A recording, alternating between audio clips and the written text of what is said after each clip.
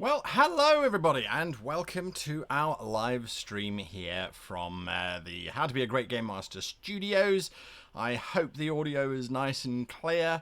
If it isn't, let me know in the chat below and we can take it from there. Now, there are a few things that I have to get through first before we continue. Now, I think that you will notice that behind me is a very different and very new looking adventure sheet. That is something that has been built over the last week, and it was built by Michael Helvenstein, who comes from the Netherlands, and he has put this together for us. So to Michael Helvenstein, or Steen, sorry, I say, baie dankie meneer, dit werk prachtig. There we go, that's as far as my terrible Afrikaans goes, sort of Dutch sort of language. Now, what this is, it's completely interactive. So look what happens when I click on dice. I select the dice and then I roll the dice. Look at that! It gives us dice rolls. How amazing is that? So I won't be using that today because, of course, it's your dice that are going to be used for today. So you're going to have your 2d6 ready. And the way the game works is you roll 2d6, we add some numbers together, and then off we go. Hello, New Zealand. I see you've just joined the stream as well. 3 a.m. Josie. Good luck with that. That was quite okay Dutch. Yay, my teachers will be happy. Only 12 years spent trying to learn that language. Anyway, so yes, it's fully interactive. And look, we've even got, we can change the maps. So as we change around, we're going to be changing around. Michael, it's really fantastic. Thank you so very much for this. It really is awesome. Now, something else that has been done, and I hope I haven't lost it. Now, give me a second here. Something else that has been done is this. This was done by Andy Simmons, who decided that we needed a picture for Carrick Velast, who is our long-running character that we are running through the Fabled Lands in the regular show, not in the live show. So Carrick Velast, I think Andy did a great job. Probably a little bit too thin for the actual Carrick Velast, anyway. But I do really like it. Give you a thumbs up for Andy there. That was fantastic. So on with the show now. We need to kick it off before we get too distracted. I've got all my books ready and handy. So the question is, we see no image of the character, no picture. What? Hang on, how does that work? Wait. Oh, I know why. Sorry. Yes. I'm a techno noob. I have to press that button. There we go. There is Andy's picture. I think that's a wonderful, wonderful picture, and I would hope that that you think so too. Is the picture showing up now? Please tell me the picture's showing up now. Is it there? It should be there. Nice. There we go. Chaxel, how are you doing? I hope you are doing well. And isn't it your bedtime? Anyway, thanks for joining us here. Okay, so let's get rid of that image, which I think is really cool. Thank you, Andy, for doing that. And Michael for doing this interactive character sheet. Can you see the names all right? That was my only thing. If I type in a name here, Google wants to put my name in there, but let's put in, say, Bob, so that you can have a look. Is that showing up all right? Is that something that you guys can read? I hope so, because if not, I can't really do much for this show, but you'll just have to trust me. So, without much more ado, I've got a rule book here. I would like you, please, to tell me which one of the 6 are we going to play in? Which of the 6 are we going to play in? Now, we can start in book 1, we can start all the way through book 6. I think what this calls for is a dice roll. Okay, so we've got the 6 books here.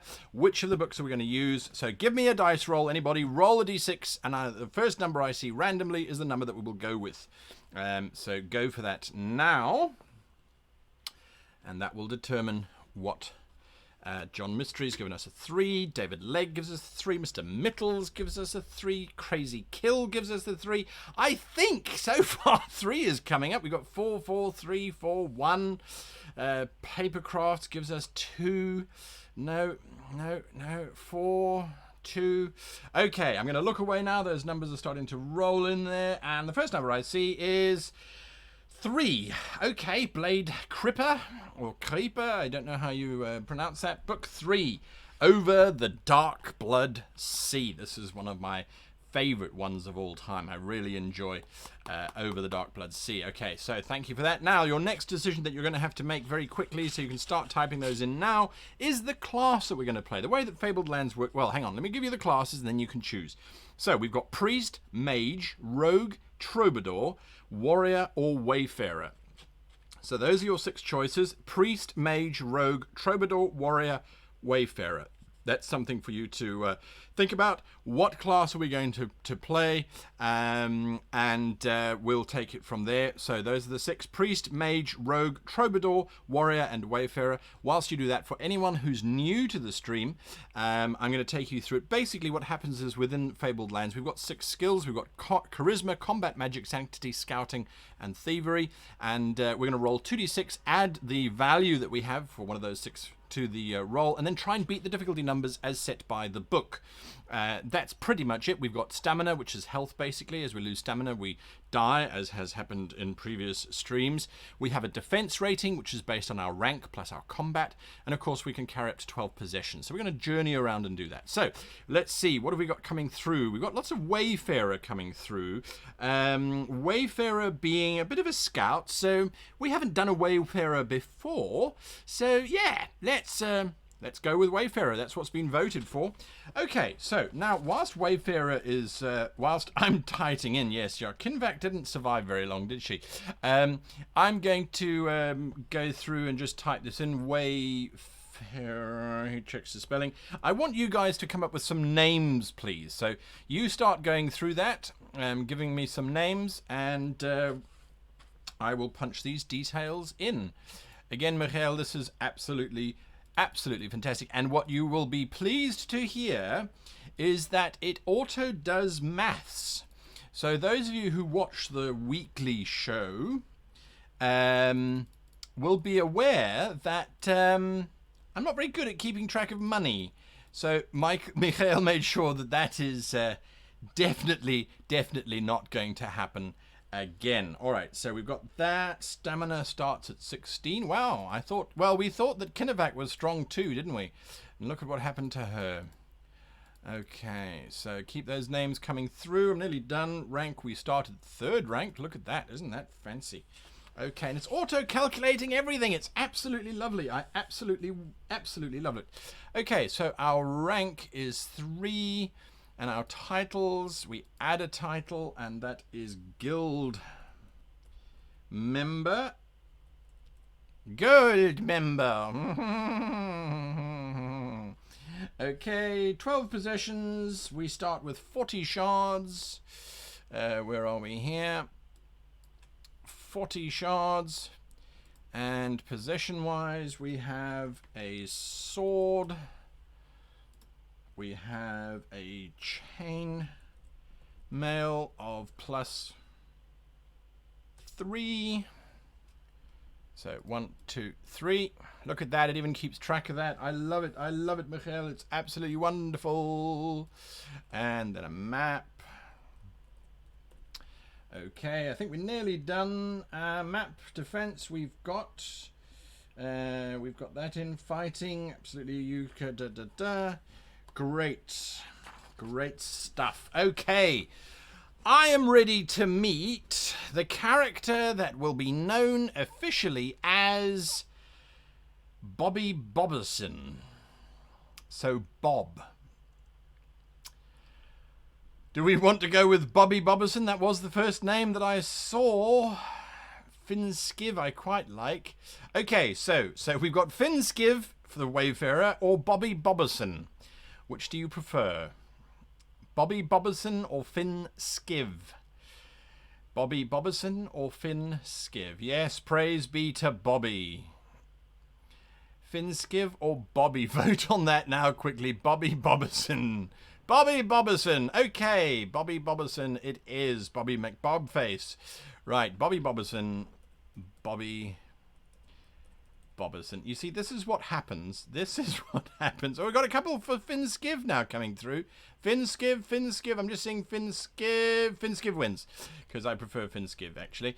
And we're going to do Finskiv. Errol Flynn, of course, being one of my favourite actors of all times. Finskiv. We tried Ukami for Bobby Boberson. Yeah, Mark Ross. Yeah, sorry, Bobby Robertson, Robbie MacBoberson.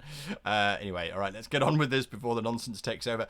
So, are you prepared? Have you got your dice ready? Let us journey into the Fabled Lands. You are alone in an open boat waiting for death. How your life has changed since that day when you set out from your homeland across the unbound ocean. You had signed on aboard a ship with the hope of visiting a dozen ports, seeing 1,000 wonders. But calamity overtook your voyage in the first week when pirates swooped down upon the vessel.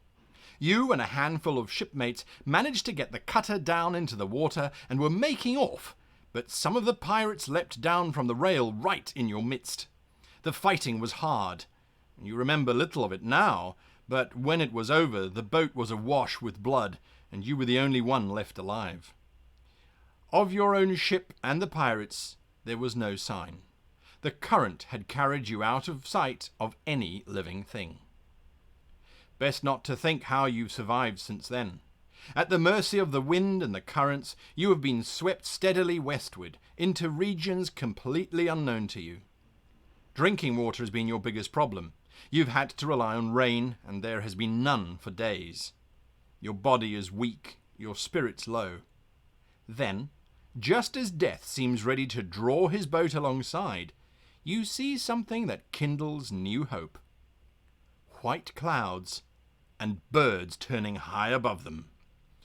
The grey hump of land on the horizon. Steering towards the shore, you feel the cutter lurch as it enters rough water. The wind whips up plumes of spindrift and breakers pound the cliffs. The tiller is yanked out of your hands. The little boat is spun around out of control and goes plunging towards the coast. You leap clear at the last second. There is a snap of timber, the roaring crescendo of the waves, and then silence as you go under. Striking out wildly, you try to swim clear, then suddenly a wave catches you and flings you contemptuously upon the beach. You are battered and bedraggled, but alive. Now, your adventures can begin. Roll 2 dice. Roll 2 dice. Cheers, Yolni. Thank you for joining us. Yolni Lapalin, if you don't know, was the gentleman who got me to go over to Finland and have a wonderful time out in the Finnish countryside. Okay, I'm looking for numbers, and we get a 7. 7 is the number that I saw first, so 7 is 714. 714. 714. Let's have a look, see. Thank you for those numbers. 714. It's 2d6 Creek Walker. If you've just joined us, 2d6 is what you're rolling. Absolutely. 714. You are washed up on a narrow stretch of beach at the back of a bay surrounded by high mist-shrouded peaks. A bottle has been swept up onto the shingle next to you. Though your fingers are trembling with cold, you manage to unscrew it. Inside, you find a ship's deeds, which you can add to your list of possessions. After resting to recover your strength, you pick your way up a series of steep paths until you get a clear view of the island. To the north lies an expanse of glittering blue forest, so there can be no question where you are. Braylac, the Sorcerer's Isle. Nearer at hand is a tower built of obsidian blocks. Okay. So, good luck with your laundry. I'm going to do that later. Okay, so firstly we get to add a ship's deed. Ship's deeds. Now, I'm not going to jinx it, but I'm going to say that's pretty good for starters. Let's find the map that we're in. I believe it is this one. Look at that. Sorcerer's Isle, Braylac. It's just... Whoop, let me get out the way. It's there, that one. There we go. Braylac, Sorcerer's Isle. So the question is, do we enter the forest or do we go to the tower? Do we enter the forest or do we go to the tower? You tell me as to what we're going to do. Blue Forest. Huzzah, a ship mayhaps. Well, mayhaps a ship, which would cause a bit of challenge because I don't think that... oh, we did indeed. Michael is... Look at that. Look at that. Look at what he's done, folks. I'm so amazed. Michael, you have done a wonderful, wonderful, wonderful job. We can actually add in a ship there. It's fantastic. It's mind blown. Okay, lovely. Right, tower, forest, tower, forest. I'm looking away and boom, I'm getting to see forest. We're heading into the forest. We are a wayfarer after all. It does make sense for us to go to the forest. Besides towers, wizards, our magic is not so good. Sorcerer's Isle kind of makes me a little bit uneasy. I'm thinking that there might be things to search for, Mr. Ross, but I don't know. I don't know exactly. Praise to Michael and his technological wizardry. Sinai Winterwolf, I couldn't agree with you more. Okay, so now we're going to the forest. Into the forest, 697. 697. The bark of the trees has a deep indigo colour, and the leaves sparkle with azure light. Things slither amid the shadows, elusive as memories of old dreams. Well, we are going to press deeper into the forest. 408. 408. If you have a witch's hand, turn there. Otherwise, turn to 388. Well, we don't have a witch's hand as far as I can see. So, turn to 388. 388. 388. Give me a dice roll. You look back. The path you came along is not there anymore.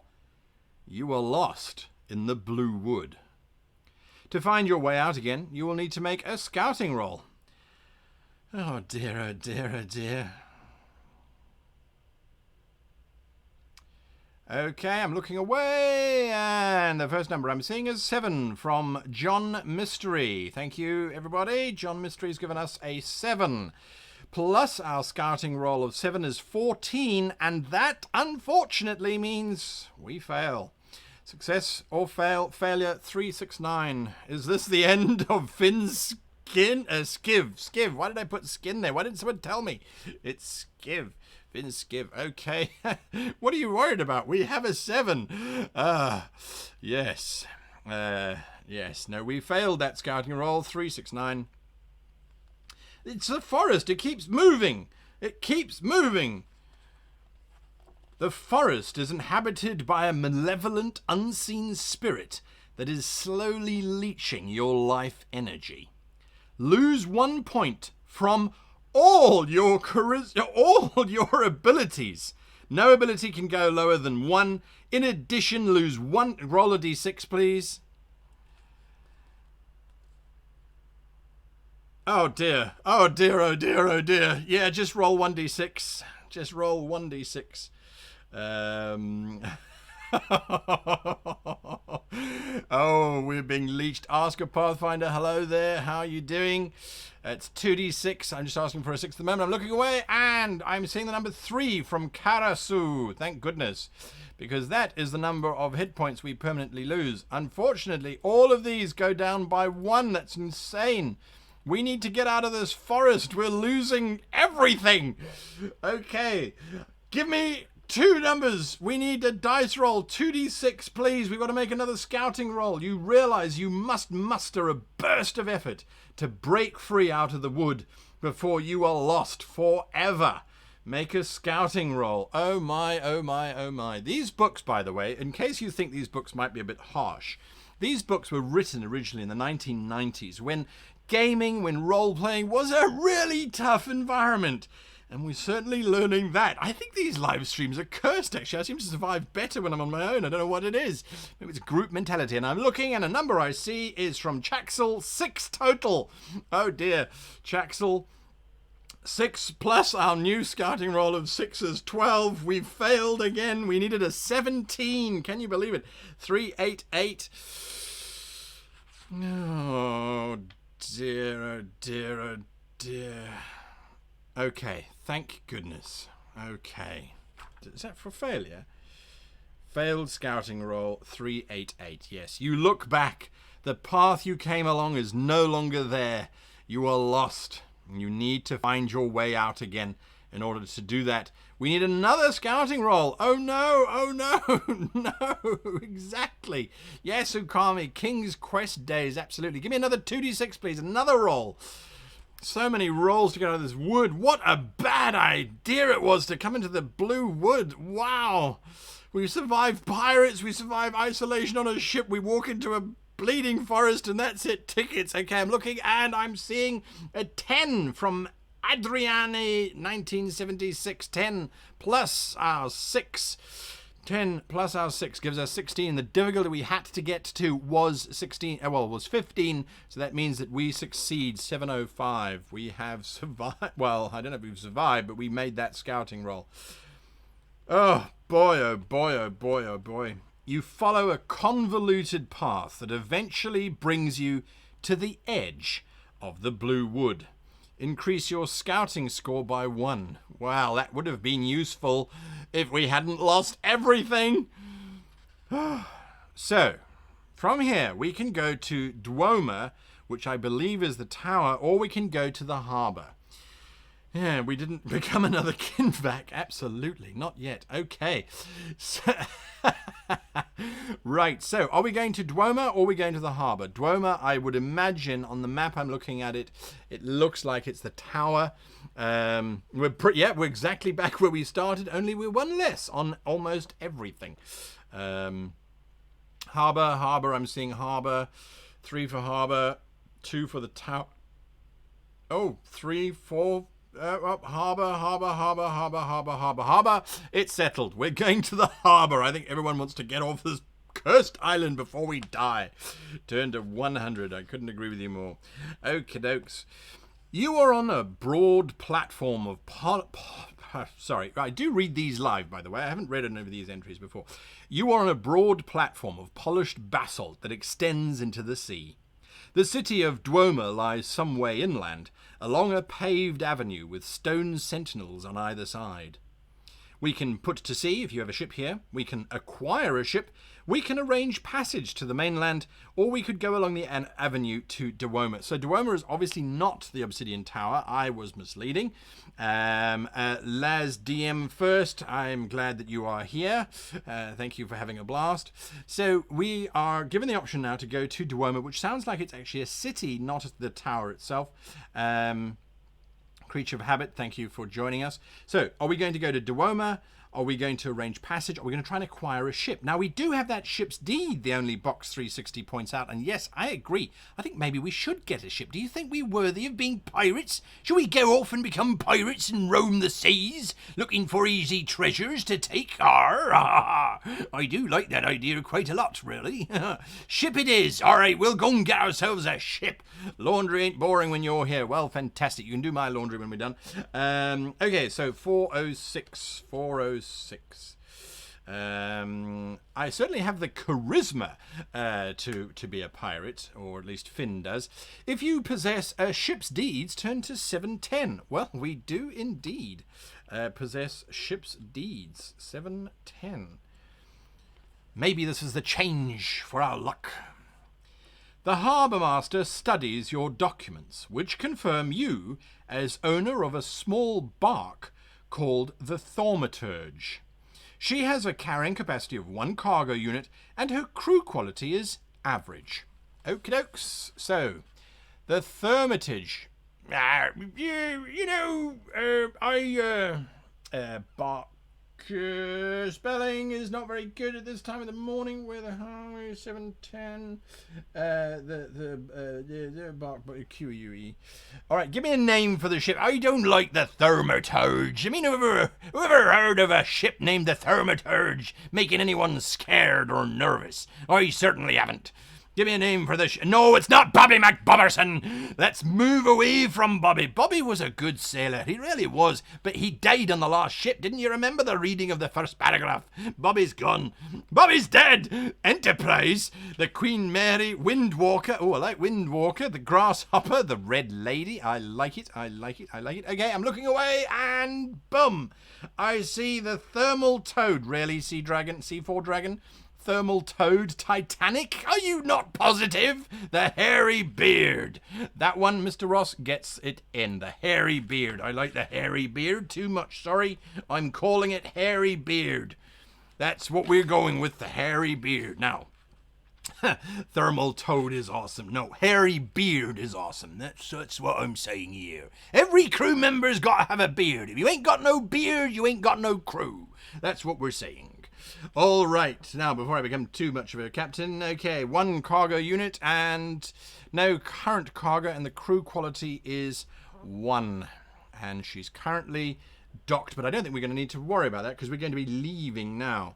Okay, so we can cross off the ship's deeds. Goodbye, it's gone. And we are now turning to page 100. 100. All right, my hearties. No females may make an unhappy crew. John Mystery, but one of you can pretend to be a female. All right. Now, we are back in the broad platform. Why not the beardless crew for the hairy beard? Oh, you see, Karasu, that's complicated thinking, that is.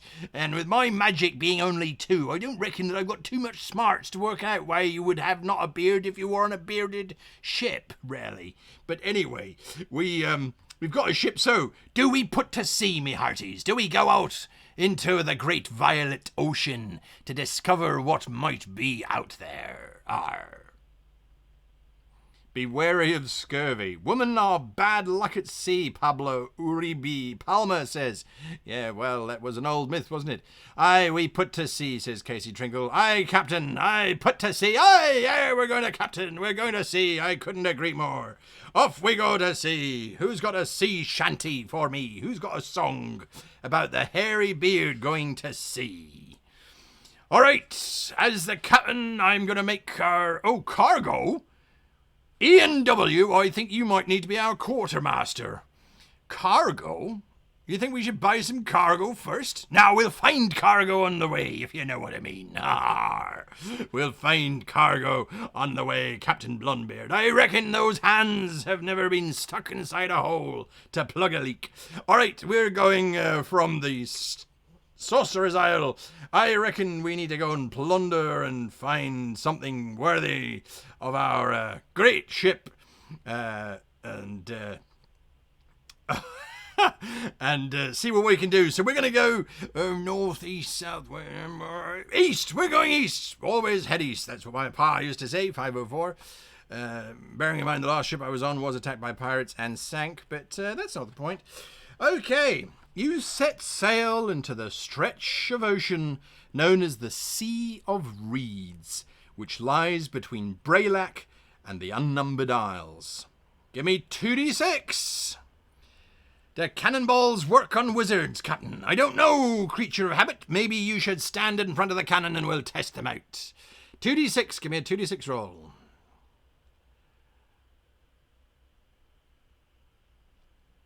Okay, those rolls coming through right now, and I'm going to look. And bingo, we get a 12 from Marcus Ross. Again, Mr. Ross, you're very quick on the rolling there. I like it. Okay, so Bank of Reeds, 516, 516. Curse the luck!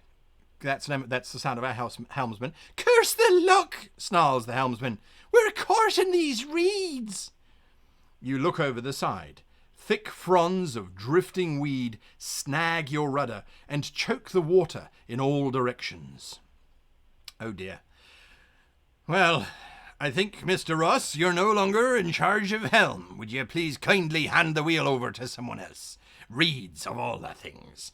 Roll a d6, please. I need a d6. This crew member be seasick, Captain. Oh dear, oh dear, oh dear. Aye, our bears are stuck. Indeed, indeed, indeed. All right, I'm looking for numbers on a d6. A d6 coming through. And we are getting numbers, and I'm looking now at Showhide. Mr. Ross, that comment's been hidden. I see there from Sam Labato. Nice to see you here. Sam 333. Something arrives. 552. A ship, sir! A ship is seen! No, it's not a ship. It's not a ship, sir!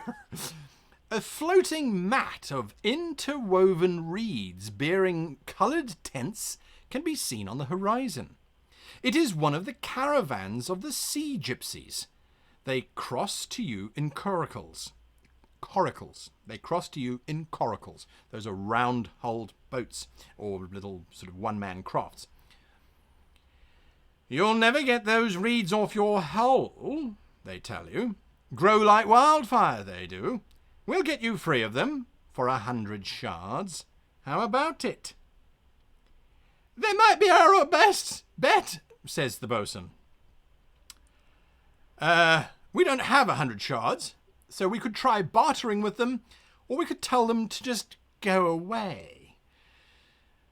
Bartering might be charisma-based, but I've got this, lads, don't you worry. Captain Skiv is not afraid of gypsies. Nay to the 100, I say. We say nay, and then we attack their little village. But we'll try talking first. 715.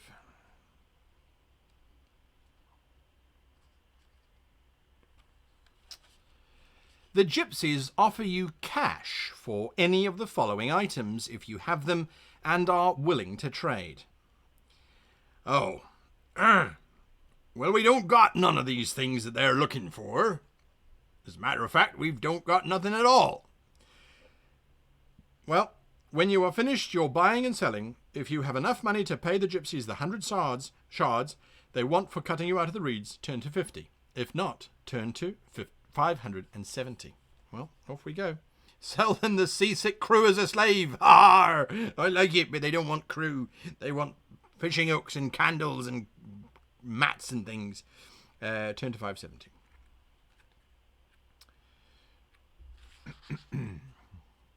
You cannot make any headway. Your ship is trapped in the sea of reeds. Each day, your supplies of food and water get lower and lower. Oh dear. Please roll a D6. Please roll a D6. Let's see what happens. Well, we're not merchants, but we're not pirates neither. Not really. Yeah, there's a big risk we die here. Sorry, this is supposed to be average. All right, I'm looking, and the number is 4 from Panny. 4 from Panny. 552. That sounds familiar. 552. No, that's the gypsies again, so that's a little bit of a circle there. So, in that case, I'm looking for another number, and I see Creature of Habit gives us a 6. The current carries you clear. 205. The reed robbers. Or more like the robbed of reeds. 205. 205. 205.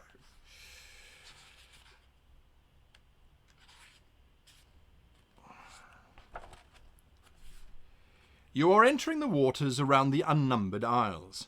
Somewhere in this reef-strewn archipelago is the stronghold of the Reavers.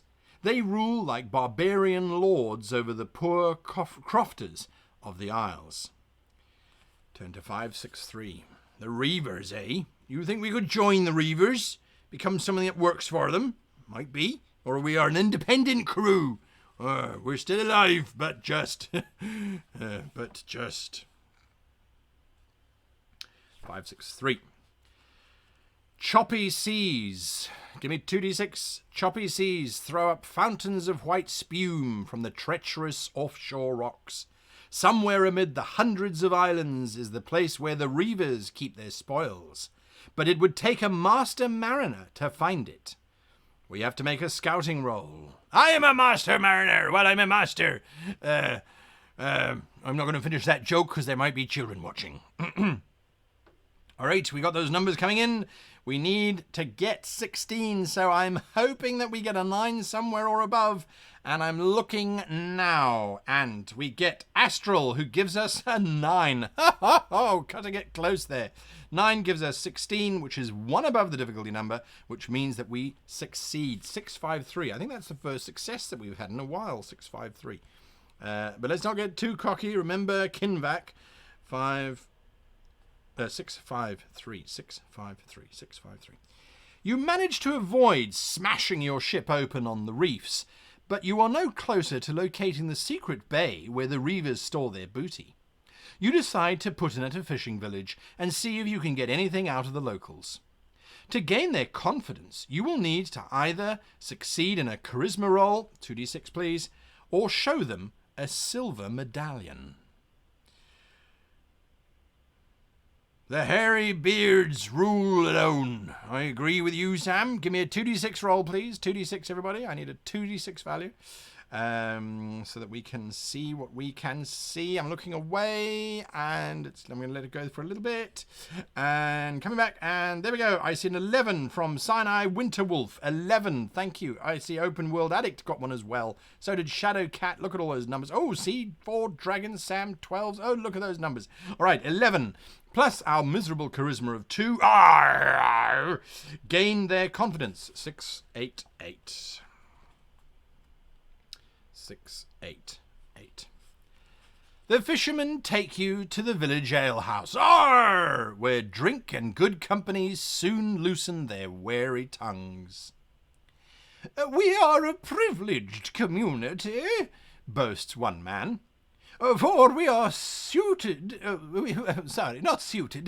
we are situated close to the Reavers' citadel, and are often called upon to provide food and drink for their table. Before long, you have a good idea how to find the Reavers' secret bay. Bidding the villagers good night, you return to your ship. Get the code word chance. Oh, my hearties, I think we know where their citadel is. All right, Short Beard. I believe there was a song that was old. I don't think it was from you, though. We have the code word chance. Fantastic. Turn to 545. A night out drinking, rummaging, and sailing around. 545. You give the order to trim sail, trim the sails, sculling silently closer to the Reavers' stronghold under cover of darkness. The lookout points to lights twinkling at the back of a wide bay. There, Captain, he says. How do you like to play it? Asks the first mate. A frontal assault, or go in sneaky like? Sail straight into the bay, drop anchor out beyond the headland, or make for open ocean. Are we going straight into the bay? Are we going guns firing? Or are we going to drop anchor and sneak in? Tell me what to do. Tell me what to do.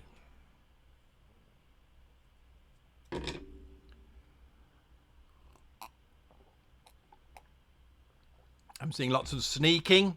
Let's be sneaky. I like it.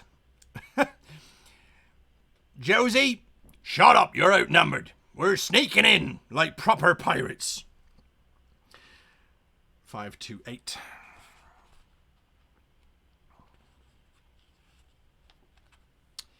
You wait until midnight before setting off on foot. You are alone. Your men didn't sign up to fight as mariners in a nocturnal raid. Oi, what's this? This is bloody mutiny. Why am I all alone? Crikey. It's like I've got to do all the work myself.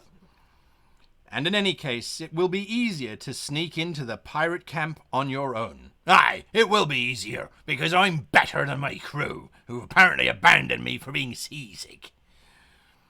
Now, get the code word crocus and turn to 362. Well, we certainly are racking up the code words. Crocus.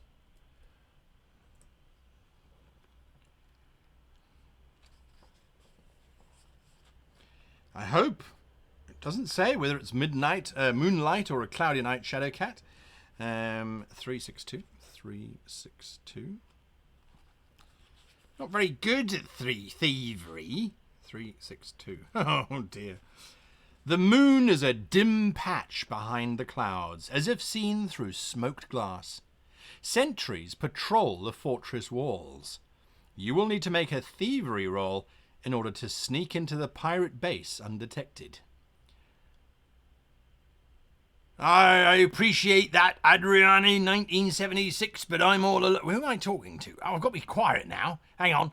2d6, please. All right, okay, so there's some walls over there, and there's a sentry there, and there's a sentry there. If I go there, I should be all right. Okay. All right, Brian Barfield, I can only hope to make this as fun and enjoyable as possible. There's 80 of us now watching, hopefully 80 of us contributing as well. All right, here we go. The numbers are rolling in, and I'm looking away, and I'm looking back, and I'm seeing Storm of Steel, 1914. Storm of Steel, 1914. The Great War, 10. And Mega Rock 1018 says Captain 10. We got 10 Captain. All right, 10 plus our miserable 4 gives us 14. And the difficulty number was 13. So we succeed. Ha-ha! Into the Citadel we go. 690.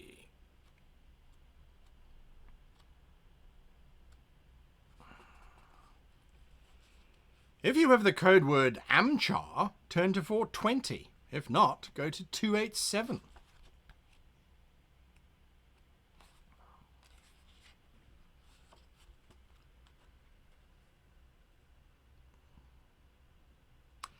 Hardly able to contain your mirth at the thought of the great Reavers being robbed themselves, you help yourself to a few fistfuls of treasure, or 500 shards, before sneaking back out of their stronghold.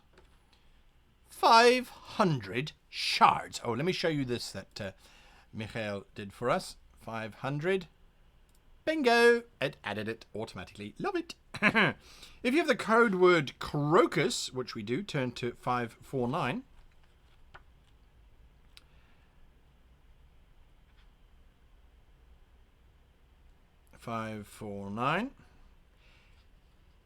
You return to the ship and set sail without delay.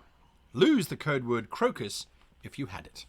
All right, my hearties, it was successful plunder, but none of you scallywags are getting a cent of it. It was I who snuck up in that great big citadel, and you did naught but sit here and drink and carouse and, try and identify if any of you are a woman. Yeah. Nonetheless, we've got some coin. Do we upgrade the ship? We could upgrade the ship, I suppose, or maybe we should get a better crew, is what I'm thinking. 164.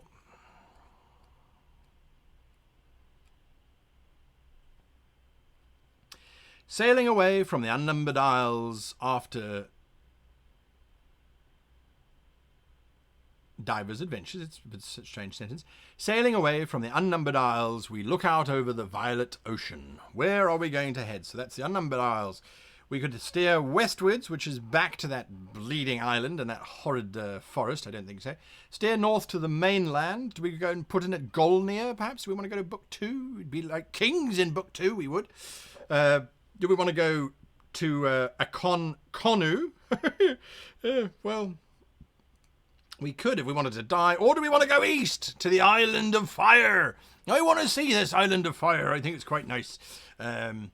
Our rolls double as us all being on the ship, just gambling with each other. That's interesting. All right, to the mainland, says Magrock. East, says the only box 360. Island of Fire, says Chaxel. I like the Island of Fire, I do.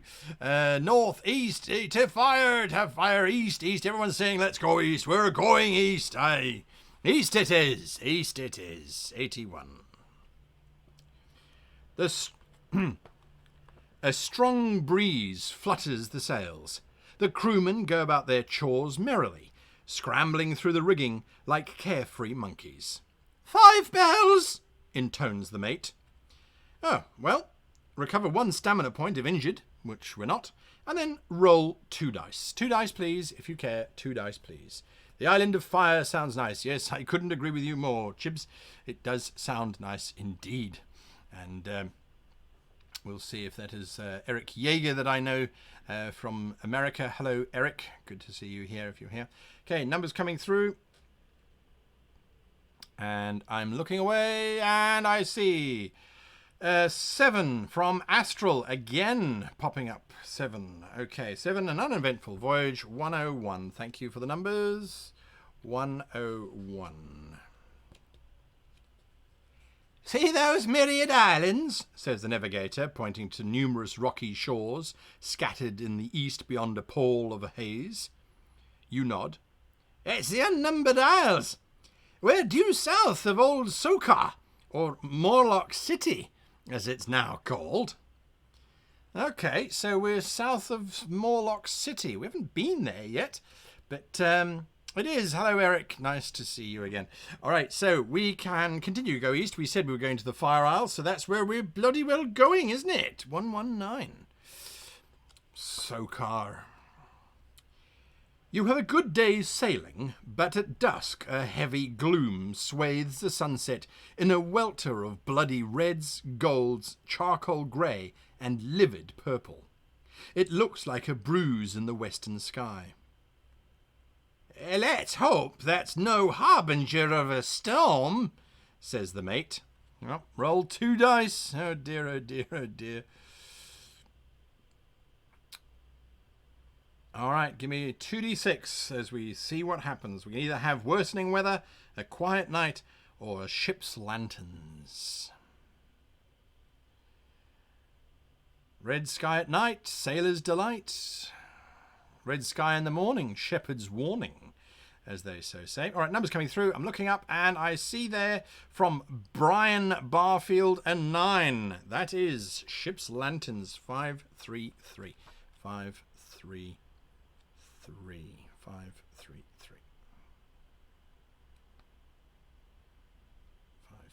Okay, great. Wavering like a will-o'-the-wisps above a light haze, a ship's lights gradually appear out of the night.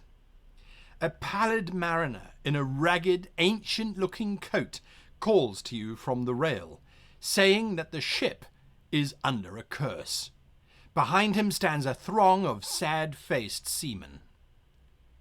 We cannot put into any port, the captain explains in a hollow voice, but are doomed to sail the high seas for evermore. If you want to lift the curse, you'll need to make a magic roll at a number that we cannot even achieve, even if we rolled 6. Oh dear, oh dear, oh dear. Yeah, man the cannons, I say. It could be the Flying Dutchman, except in this case it would be the Flying Sokaran. Har har. Well, we can't try to lift that curse. It's beyond us. We're just mere merchants looking for merchandise on other people's ships. 137. Nothing to see here. Moving along. You are at sea south of Sakara, at a point roughly on the same longitude as Trefoil. You consider your next course. Well, we're going east. 246. That's what we said. East, 246. East, east, east, east. East is best. 2d6, please. 2d6, please. The days are fair and sunny, the nights star-brimmed. Your ship skims like a cloud across waves the colour of ink. We can recover a stamina point if we're injured, which we're not. And now we arrive at a number. I'm looking away, and I'm looking back, and I see there that Mega Rock 1018 has given us a 7. A quiet day's sailing. To be honest with you, I think that's quite nice to have a quiet day's sailing. Daybreak casts a net of mist across the water, blurring the horizon. It seems as though you are suspended in an infinite white void. Well, we said we're going east. We haven't found this bloody island yet. But we'll find it, don't you worry, lads. We'll find it, and there'll be plenty of treasure for all of us. Absolutely, every single last one of us. Except for you, Ryan King, you don't get nothing, all right? That's because you stole the last of the rum last night. I saw you. 210.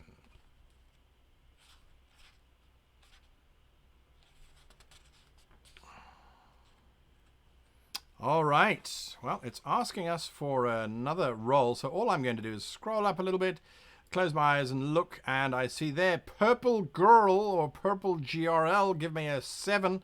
I'm going to take that, absolutely. And take a 7. And that, oh, that's interesting, takes us to there, 138. Drifting in a light fog, you are startled by the sound of ripping canvas and splintering wood. The ship lurches to a dead halt, then begins to turn around. The cause is almost unbelievable. An anchor, dangling from above the fog bank, has lodged against the forecastle. As you watch, a spindly fellow with violet skin comes scrambling down and tries to work the anchor free. Order the violet man seized, or let him do his work and depart. What? There's a man on our deck, and he's got an anchor stuck in it. What in the bleeding hell is going on down here? I order that man to be arrested. We're not just going to let him wander around in our boat, are we? I don't think so. Arrest that man. Order him seized. I'm sorry, I'm making a seize him, Captain. I seize him indeed. 251.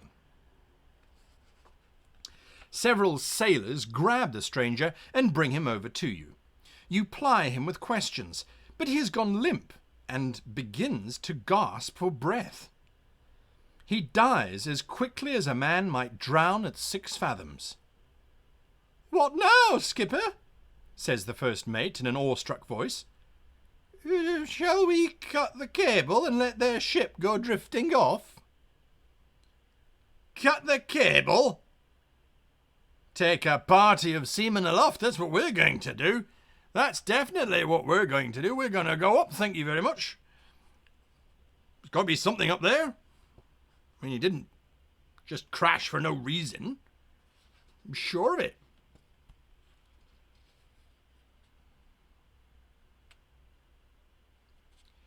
$269, go aloft, so check that. Take 269, yes.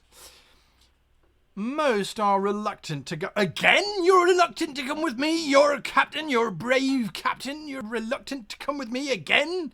The Citadel was first, now it's this? I'm beginning to wonder if you really are pirates. Most are reluctant to go, but you find a pair of doughty fellows from Haggart's Corner who are too simple to understand fear. You're my kind of boys, you are. They follow you up into the rigging, from where you can climb up the flying ship's anchor chain. The deck is empty except for swirls of pearly mist. Glancing down, you can just make out the shadow of your own vessel under the blanket of fog. One of the seamen with you coughs and says, The air's perilously thin, skipper. Best shake a leg. Lose 1 stamina point unless you have the code word calcium. No calcium here, so down we go 1. Yes, well, explore below decks, 288. Come on, it won't take us that long. We'll just have a wee quick look around. 288. Lose 2 more stamina points in the rarefied air if you don't have the code word calcium. Well, we just lose stamina points everywhere. You descend a narrow gangway to a passage with a door to either side. You suspect that the 2 Golnir men with you are beginning to understand the difference between courage and recklessness. Do we try the left-hand door, the right-hand door, or advance down the passage? What do we do, lads? Left, right, or straight ahead? You tell me.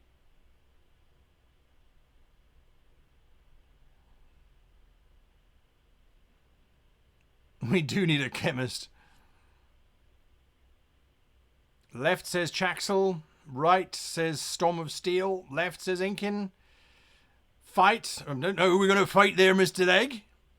Left, left, left. I'm seeing left. We're going left. No one's going down the corridor. Left it is. 3, 2, 6.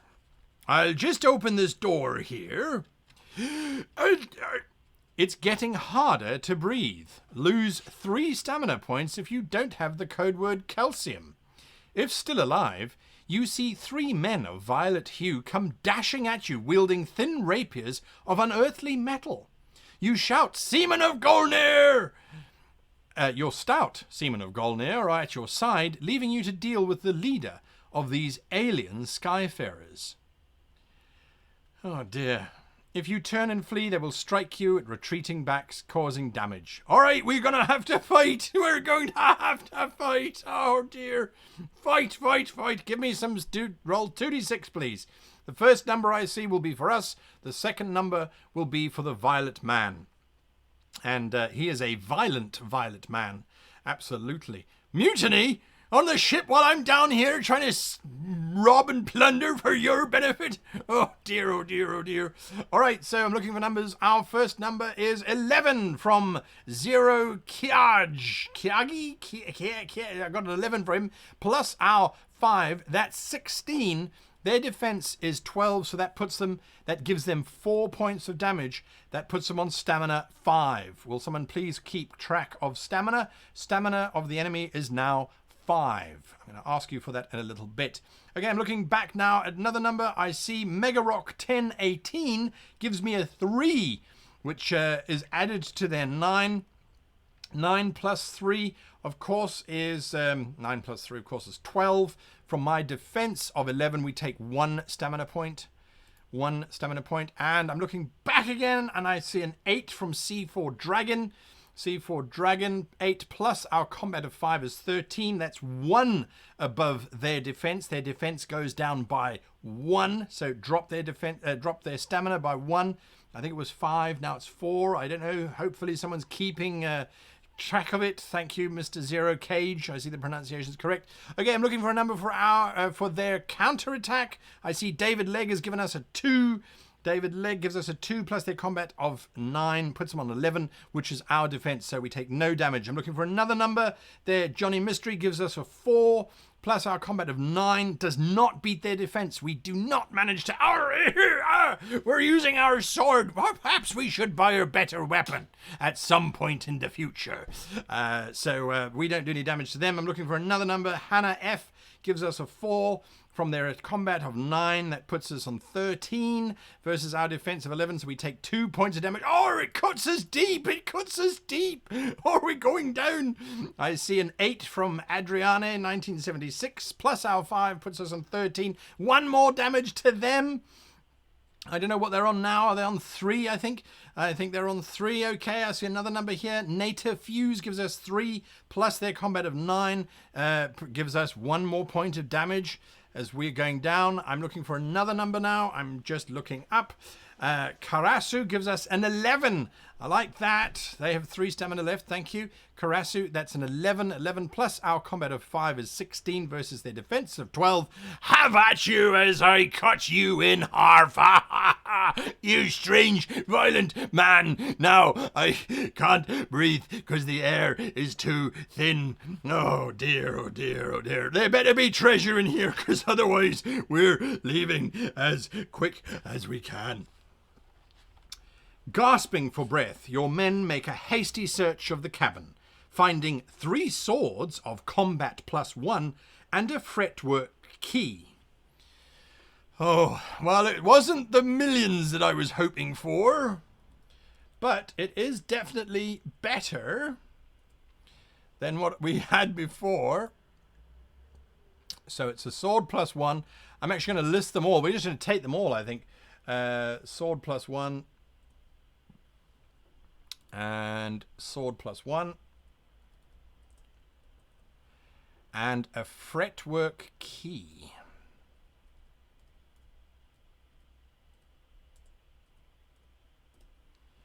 Don't know what that's for. All right. No. One of the 2 men is reeling by now. I can't stand it much longer, Skipper, he says. I can't take it either. We've got some treasure. Let's get back. 308 as we scramble down. Oh no! We cannot breathe. No, we can't.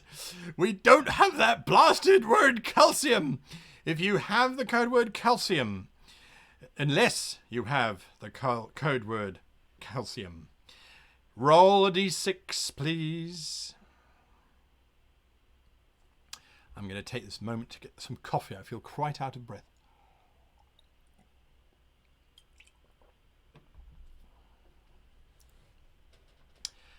Chaxel, I'm taking that value. I see that's the first number that's come through. And I see Mr. Cage has got that value, some very low values there. I'm going to take that one from Chaxel. It was the first number to come through. Well done on that and keeping us alive, because that was the number of stamina points that we were supposed to lose. Look at those numbers just pouring in there. Sam, you would have killed us. Adriani, you would have killed us. Ryan King, you would have killed us. Oh dear, oh dear. Anyway, we managed to get down 228. Now cut that cable free and let's get out of here. Oh, all right, men, we need to reassess our situation, I think. Reassess our situation. Do we head north, south, east, or west? You are roughly midway between the Isle of Fire and Dragon Isle. What course will you tell your men to steer? Well, if we're midway, that puts us pretty much where that ship is, actually, on the map. We could go north to Yellowport, try and buy some better equipment. East? The Isle of the Dragon? Oh, all right. We head east. You realise I'm probably going to die. East. One calls for north, but I'm seeing east, east, east. A wee bit of recovery and a cup of grog, Captain. I thank you very much, Mr. Jake Malone. We'll see what I can get. But we're going east. The crew has spoken. Never let it be said that I didn't follow the orders of my crew, even though I am but a weak and sickly man. 173. A windy day with white clouds flying, flung spray and blown spume, and the seagulls wheeling overhead. What more could a ship's captain ask for? Health! I could ask for health! More health is what I could ask for! This windy day. Recover 1 stamina point, and give me 2d6, please, everyone. 2d6. Rum, grow some hair on you. Wait, where's the rum? The rum was finished! It was finished, I tell you. All right, 2d6. That's not how captains work, Captain. I know, usually it's more of a captain's decision, but this ship, I've heard of mutiny being rumoured. I don't want my crew to think I'm not listening to their wily ways. Okie dokes, and I'm looking away and I'm looking back, and I see an 11 from Karasu. 11 from Karasu. Oh dear, oh dear, oh dear, oh dear. 325. Killed on my own ship. I bet you. Or marooned. What's worse? 325. The discovery of a rat skeleton at the bottom of a used beer barrel provokes discontent among the crew. Matters are worsened by the first mate's jocular remark that the rat will have given the beer some flavour. The men become surly. At 7 bells in the forenoon watch, you come on deck to discover the men on duty have broken a keg of Black Barony wine out of the ship's stores and are blind drunk. The ship has been drifting unattended for hours. This is what I get. You all go and get drunk. Now my pet rat's drowned in the beer.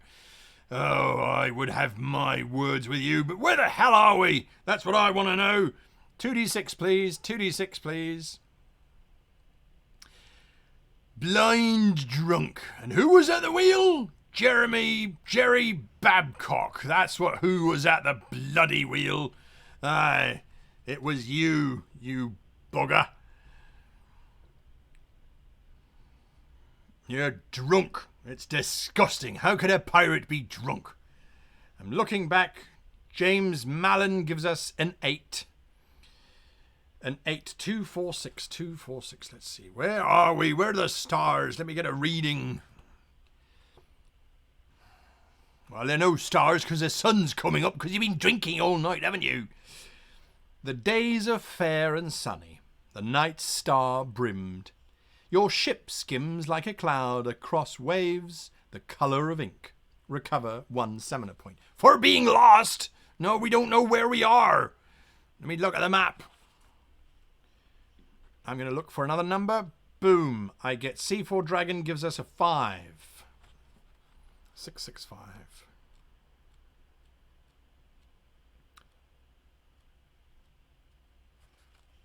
Okay, we're an hour into this broadcast, into this interactive. Are you guys having fun? You want me to carry on doing this? I'm getting smiles everywhere. There's 75 people, 76 people watching.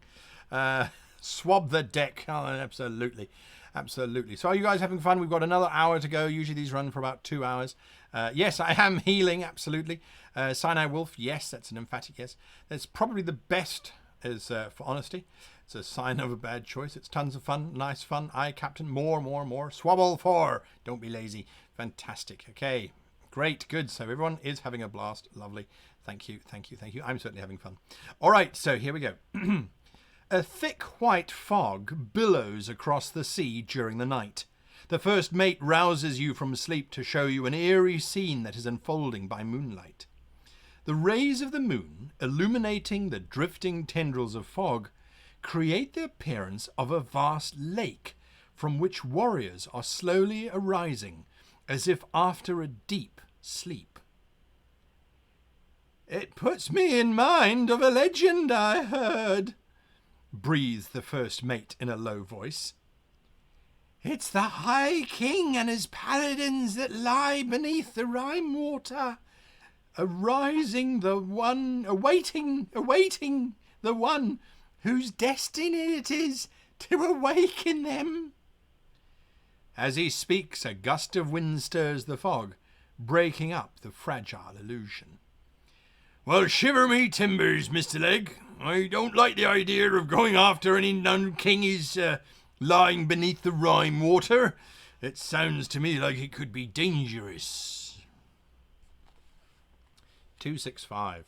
264. In case any of you don't remember, last live we went to the Rime water and it was not successful. Daybreak casts a net of mist across the water, blurring the horizon. It seems as though you are suspended in an infinite white void. I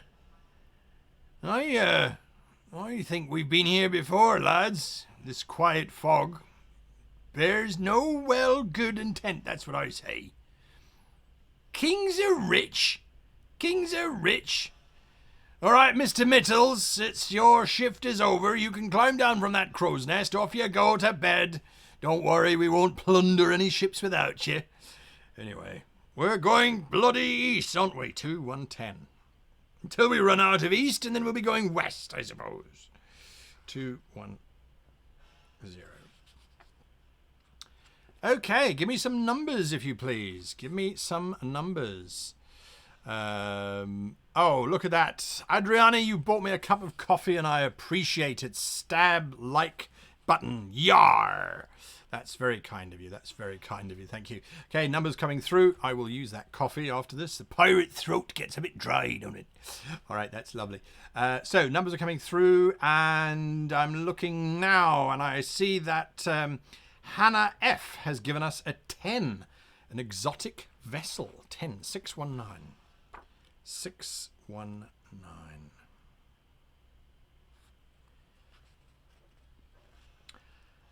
A high-prowed merchant ship from Akatsurai, distinguishable by its triangular sails and the golden sun symbol displayed on the aft deck. The ship comes alongside, and the captain invites you aboard. He chats to you for a while about trade between his country and Golnir. If you are a warrior, turn there, otherwise you can sail on. What, so we just had a little bit of a parley? And now a bloke's gone away. What about trade? What about taking his ship? We could certainly take his ship. He's a bunch of Katsukaraians. I mean, they're not very good warriors, are they?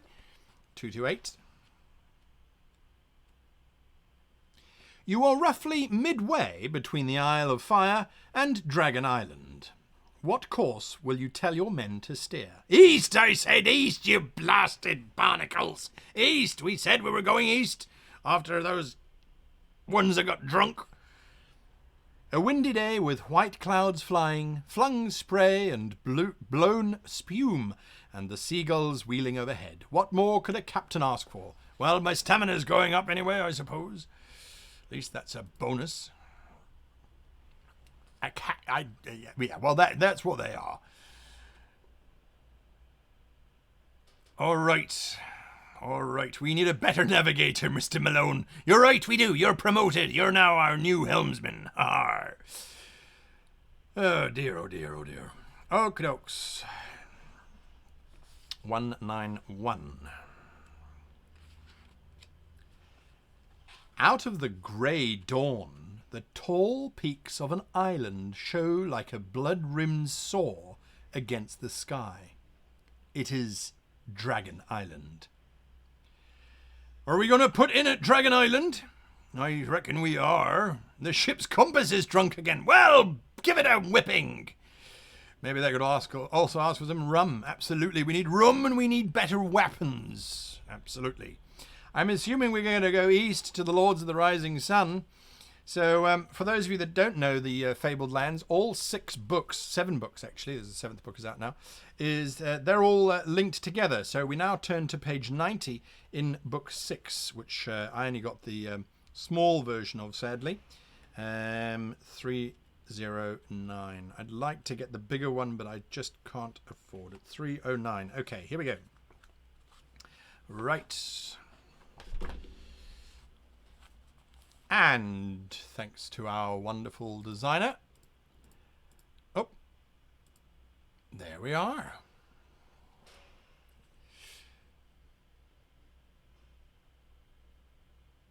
We said 309. 309. The sea heaves and swells. No sight of land. Oh, sorry, wrong person. No sight of land, calls down the sailor in the crow's nest. I'm going to go scrolling back up looking for... Oh, there's a number already. 10. Thomas Head, you were ahead of the game. Absolutely. 10. A Peaceful Voyage, 193.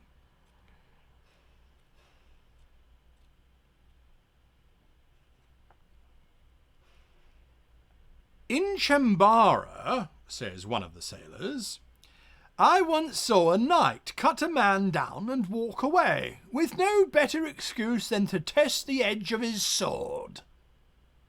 That's nothing. The Akatsuris are bloodthirsty fiends, says the ship's carpenter. And yet, what do you know what they call us? White-faced devils. They are irredeemable. Can you believe it? Well, I thought we were going to the Dragon Isle, but somehow either we got lost. Where will you set course? To the north? I don't know how we missed the island. To the Sea of Hydras, east to Akatsurai, or west? Well, I think we missed the island. Something went wrong there. I'm not sure what happened. Did that bloody island suddenly vanish? All right. Well, let's go looking for this island. 72. We haven't found any blasted islands yet. We're very bad pirates. 72. Still east, you reckon? But that's Akatsurai. East? Hydras sound fun. How do you know about the Sea of Hydras? Did I read that out loud? Are you following in the book, I wonder? I missed the island already. Yeah, well, we completely missed the island, didn't we? All right, anyway, no, I've said we're going to go north, 72, and if not, we'll come south, and then we'll go east, you know? It makes perfect sense. Ha! Here we go. Listen to this. You steer a course between Dragon Isle and the strange empire of Akatsurai, where knights would sooner cut themselves open like melons than suffer the slightest shame. Plain sailing in shallow water. Oh, it could also be on the map behind me. Yeah, I forgot that you can now read it. All right, so there we go. Plain sailing or in shallow water. Give me 2d6, please, everybody. 2d6.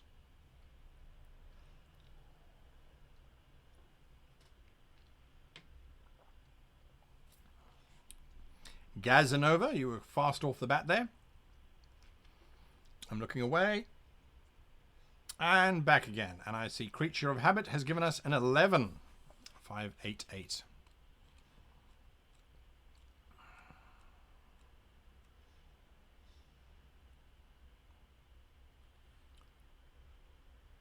Oh, no.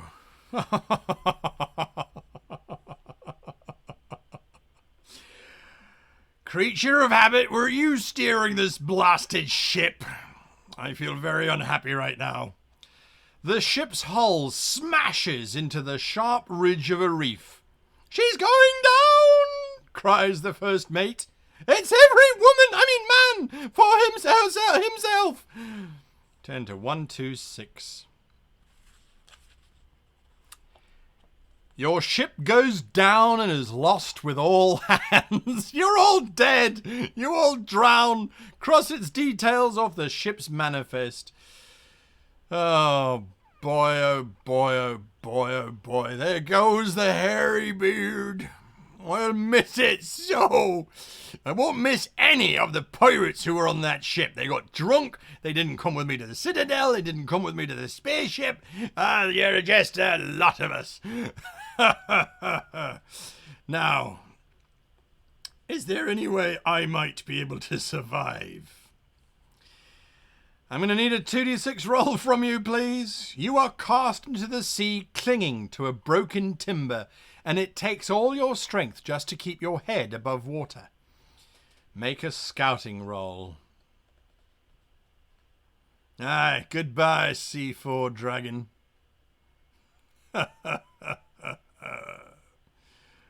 Next time we mutiny. All right, looking away, looking back, and I see an 8 from Purple Girl. Thank you. An 8 plus our scouting roll of 7 gives us 15. The difficulty was 14, so we made that by 1. So that's 2, 4, 1. 2, 4, 1. Somehow you manage to keep your head above water. You swim until you have no strength left, and it is only determination that keeps you going. A ship heaves into view. You raise your arm and give a feeble cry, ah. By some miracle, you are spotted. You are hauled aboard, wrapped in blankets, and given a bowl of hot soup. You have been rescued by merchants from Matricians, who will drop you at the next port. And the next port is another die roll. So I'm going to look back at the numbers that we were going through, so we don't have to go through that process again. Well, the scouting certainly has come in handy, and I'm looking and I see that Fish Zapper gave us a 7. Fish Zapper gave us a 7. Which is actually not on the chart because it's a 1d6. So can we, we'll go to Kaiju before we go any further. So Kaiju 128. Did we get the loot from the previous ship? Aye, we did. I carried it with me. The ship might have been going down and all of my shipmates might have been drowning. But I got that money. It didn't say we lose it, so we've still got it. 128. 128. This is the town of Kaiju. Kaiju. Where the hell is Kaiju? Oh dear, on Toho Island. All right. Beyond the warehouses and shipyards lining the seafront, you can see the pretty blue lacquered lodges of Kaiju rising up the high tree-lined slopes at the back of the bay. We can go to town, visit the warehouses, buy a ship, pay passage on a ship. Well, we'll see now. So I think we should go into town, see what we can buy, if anything. Or should we try and buy a ship? What do you think? What do you think? Do we go to town or do we buy a ship and try again? Go to town, says Chaxel. Spend that money. Not sure that's the wisest advice. Buy, says Mr. Legg. Town, says Mr. Lobato and Malone. Town it is. Everyone's saying town. 270. Let's see what they've got to offer. It couldn't be anything. Hopefully, it won't be death. Kaiju is a charming fishing town of smart villas with low-pitched roofs climbing a hillside turfed with feathery pine trees. The Shy River cascades down through the town in a spectacular waterfall where, according to legend, the god Sanobu paused to wash his feet after traversing the lost lands of the east. Kaiju is the town of which a famous poet wrote, "Blue like smoke under rails of spring rain, the town where my heart dwells is surely half in the next world." Well, that's very nice, I think. I'm going to pop into the tavern quickly, 702. And just grab something. Thanks for joining us, Zero Cage. It was an absolute blast having you. Thank you for being with us, and good luck with Davy Jones. 702.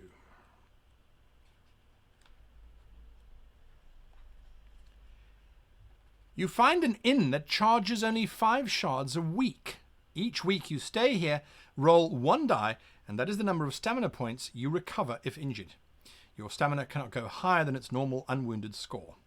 All right, well, would you please roll a... We're going to have to stay here for 2 weeks, I think. So if you can roll 2d6 for me. Mr. Legg is way ahead of us there. So roll 2d6 for me, please, and that's how much stamina we get back. And it costs us 10.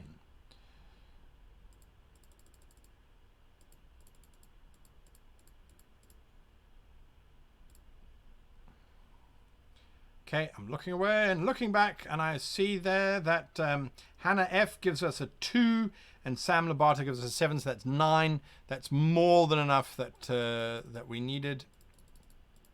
So we just got to 13. Absolutely loving this character sheet. I actually can't even go above 13. I can't cheat. I can't change my gold values beyond what we actually have available. All right, so that was at the inn. Let's do our usual. We'll go to the shrine, 215.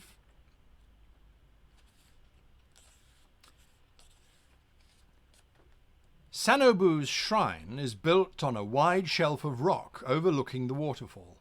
There is no effigy of the god, just a dim chamber at the back of the shrine where you can view the exposed mark in the rock, which is supposedly Sanobu's footprint. To obtain a blessing, you must pay 35 shards and make a charisma roll at a difficulty that we cannot actually beat.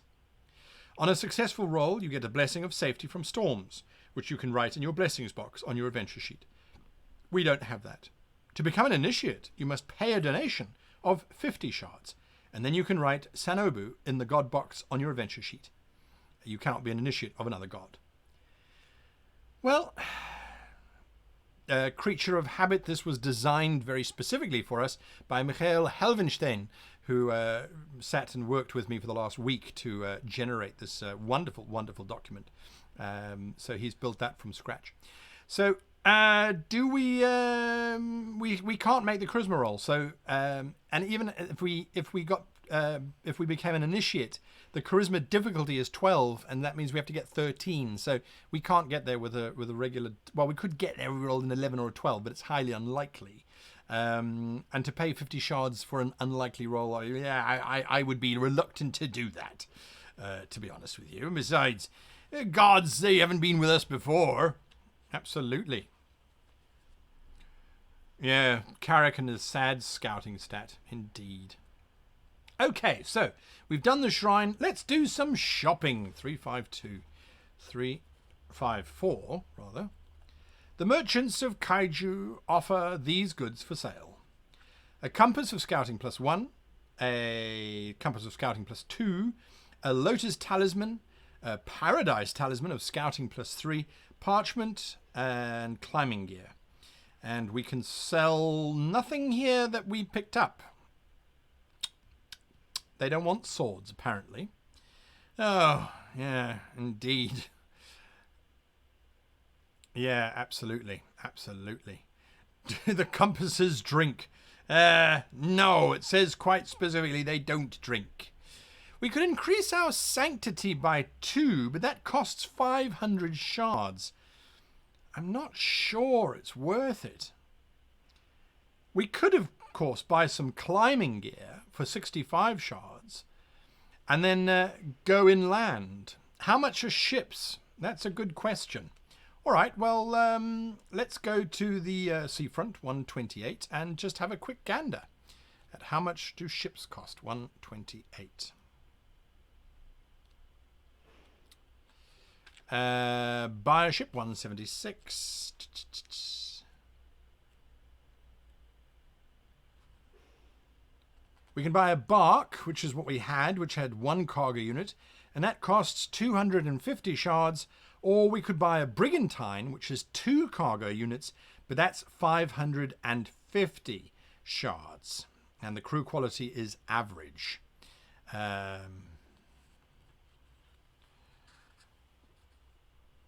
That's very kind of you, Mega Rock. Thank you very much. I'm very, very, very flattered by that. Thank you. Your first donation you've ever made. That's very kind. Booty, booty, booty indeed. That's about right. Have goods that no one wants after everyone died to get them. Yeah, absolutely right. Considering how lucky we are with water, inland might be a good idea. Climbing gear could be beneficial, but a ship, we still intend to go east, could be best. I'd say climbing gear and a compass or a new ship. If we get what we wanted before, we can get a few hundred left for gear. Absolutely. If we get that bark, it's 250 shards. We could still get the climbing gear as well. Maybe do a little bit of inland scouting, see what it's like. If it's too dangerous, we can back down again and go and grab our ship. What do you think? I think that's let's get a bit more cash and get the bigger ship. Well, perhaps then our course of action is to buy the climbing gear, which I agree with.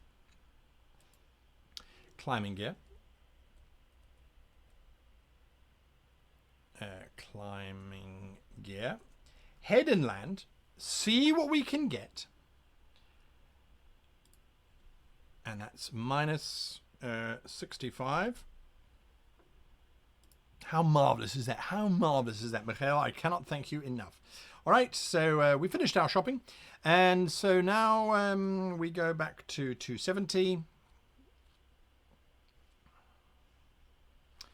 And we leave town, 285. Everyone's on that. Get the compass if we're going inland. You think so? You think we're going to make that much money that we'll be able to recover after buying the compass as well? It's 380 shards for a scouting +1. 380 shards. The bark is 250, so we won't have enough if we want to get that compass. Not worth it, says Chaxel. No way. Absolutely not, she says. Or he says. That's a lot for +1. I agree, Pablo. We have equipped the sword of +1. That's why our combat has gone up by 1. Not worth it. Yeah, absolutely agree with you. Let's leave town. 285. 285. There are no proper roads out of Kaiju. Most of the citizens have no desire to venture into the barbaric hinterlands of Toho Island. If you wish to travel on from here by sea, you should go down to the harbour master. Nope, we are going to go travel east out of the city. 592 east. Why is a compass more expensive than a ship? Well, it's a very good question to ask. Perhaps we should invest in transporting compasses in our ship. 295. 295.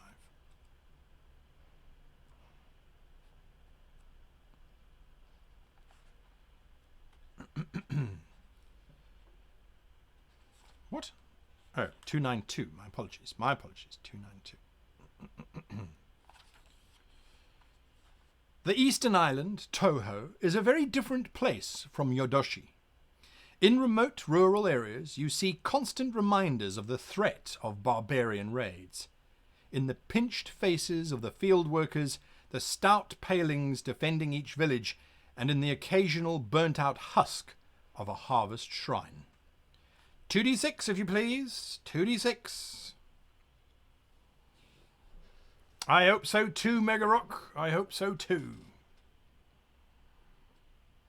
Give me 2d6 as we walk through this burnt and broken lands. I'm not sure what we're going to find here. We've got barbarians, really, and that's about it. All right, numbers are coming in. I'm looking away and looking back, and I see there from Eric Jaeger at 12. Very nice there, if only those numbers had worked before. All right, so that's a storyteller, and that's 201. I hear the doorbell behind me. I'm going to have a look. No, I hear that my housemate is awake, so he's going to go and sort that out. All right, 201. 201. 201. Here we go. In a remote village where you are invited to spend the night, at dusk, a traveller arrives with a haversack of odds and ends. To help sell his wares, he gathers the villagers around and starts to spin a yarn. If you possess a mask of any sort, turn there. If not, turn to 225. 225.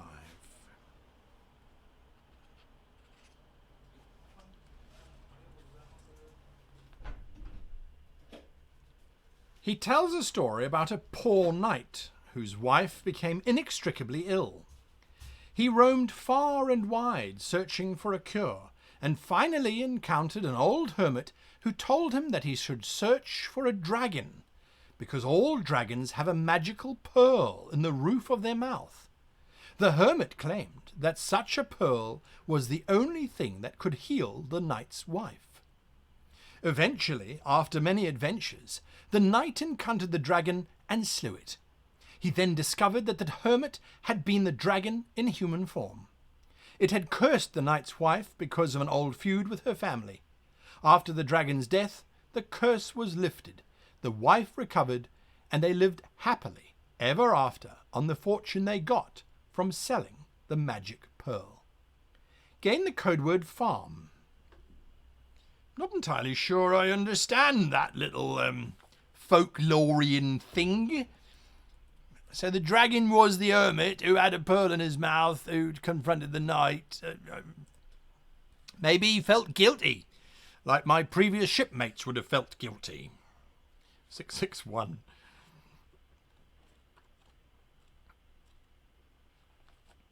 $611.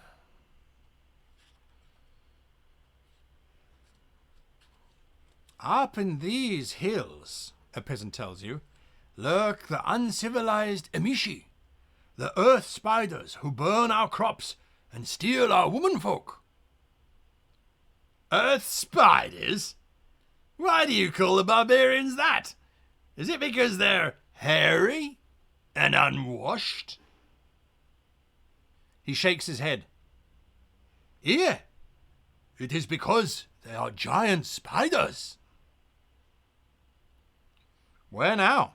North into the hills? That's where we said we were going. We bought climbing gear for a reason, did we not? Aye, you shall haunt me until the end of my days, indeed. All right, so we're going to go north into the hills, 319.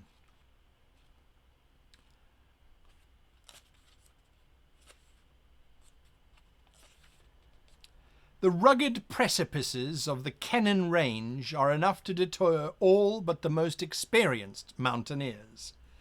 Your gaze rises up past huddled pines and cliffs of bare grey rock towards the ice-covered peaks. Press on into the mountains, 148.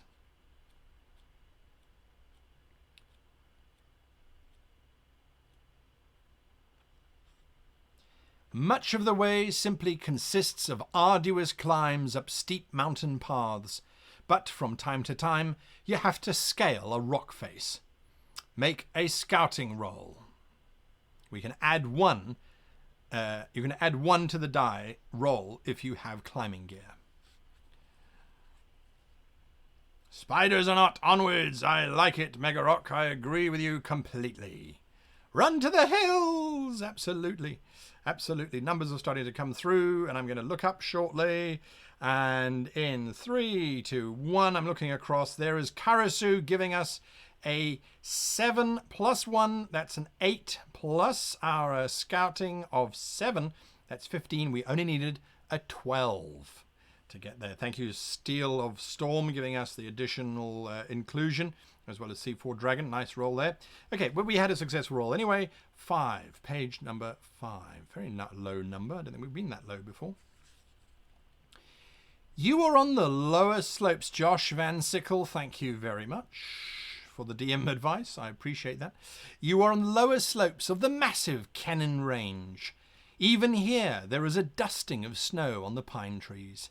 Further up, you can see long valleys stretching up the mountainsides, like wounds gouged in the rock, where the wind whips up an eternal mist of ice. Oh, it's nice up here, isn't it? It's lovely. It's great. It's wonderful. Keep going up, I suppose. Hopefully there's no ice trolls or anything like that up here. Just spiders. Har, har, har. Keep the shards coming. I'm sure it's of help to the captain. Oh, aye, it is indeed.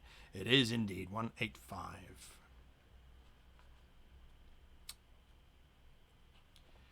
From here on, the climbing gets much harder. 2d6, please. Ice-laden wind off the peaks makes your fingers numb, and though you cling to the mountainside, it returns a rough embrace. Again, we can add 1 to our scouting climb. Oh, it's mighty cold up here, lads. I don't know if we can continue up north. It's bloody freezing. And I'm looking and I see that we get a 10 from James Mallon. James Mallon gave us a 10. Thank you very much. And 10 plus our scouting of 7 is 17.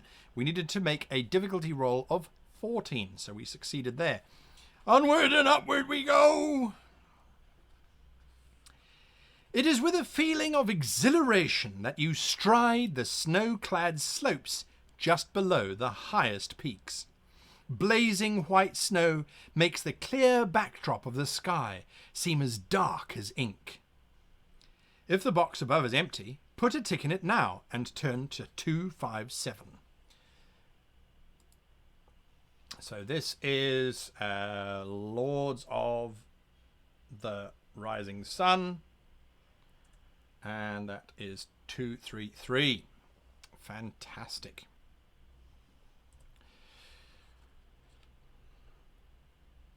And turn to 257. You find a cliff where the crevices give off metallic glints. You can gather as many silver nuggets as you can carry, a maximum of 12. When you're ready to descend, go to 275. Oh, look at that, lads! We struck gold! Or silver, anyway. Silver it is. Oh, look at that. Oh, that's marvellous. Oh, dear, oh, dear, oh, dear, oh, dear. Now we've got to think about this. How much is a silver nugget worth? You're bound to get something. All of them, Captain. Silver are. Well, what would a pirate's treasure be without silver, I say? So, what are we going to drop? Well, we can certainly drop the sword, because the sword is only worth 45 shards to sell. So the sword is gone. Then a sword plus 1, if memory serves me, is about 180 shards. And a silver nugget. You reckon it's 150 shards to sell, Mr. Reaper? And welcome to the table there, Robert H. Reaper. 150 shards each, you reckon? Drop the climbing gear. You are aware we have to climb all the way back down there. Drop the swords that we cannot use. Aye, but the sword, I think the sword is like 180. You're saying a shard is 150, a silver nugget's 150. Yeah. So, drop the key, I'm hearing. No, I don't know about that. Don't know about that. Look, at the moment, we've got 1, 2, 3, 4, 5, 6, 7. So, we could add silver nugget.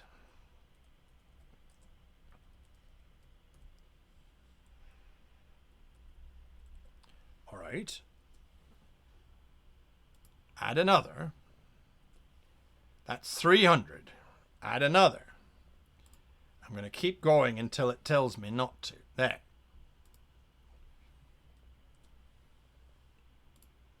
Now we're over possessions again. So that's as much as we can do. So we can take 1, 2, 3, 4, 5. We can take 5 silver nuggets. I think that's pretty good. Gravity can help us get down the mountain. I'd rather not use gravity as my climbing method. Thank you very much, Mr. Malon. Just enough to the big ship. I hope so. I hope so. All right, we done. This is what we are taking and no more. No more, I say. This is what we are taking. And hopefully it's the right choice.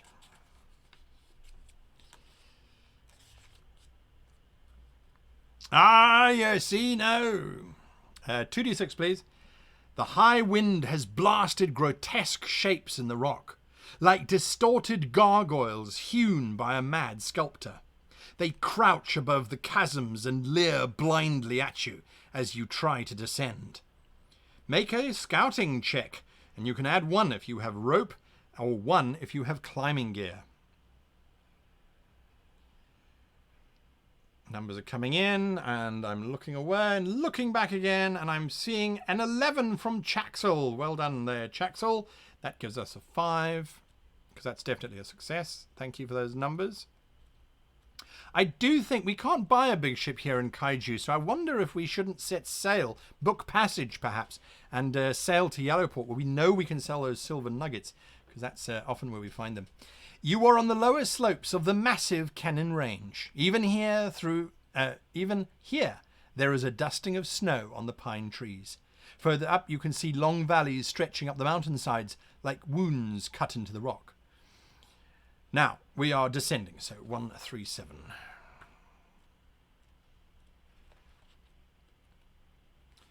From this vantage point, it is easy to spy out the paths leading back down. You take it slowly, but surely, reaching the foothills after a couple of days. 338. Oh, well, you know, it was good stretch out there. 338.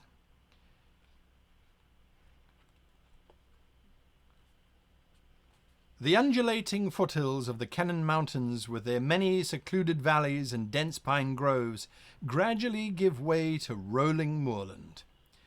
All right, Yellowport is a good idea, says a lazy DM. I tend to agree with you there. That's why I said it. Yellowport, Magrock. Sam. Creature of Habit says Yellowport. I have to agree with you. Calric did have a bad time there, but who's this Carrick fellow you speak of? All right, so we are going to Kaiju 592.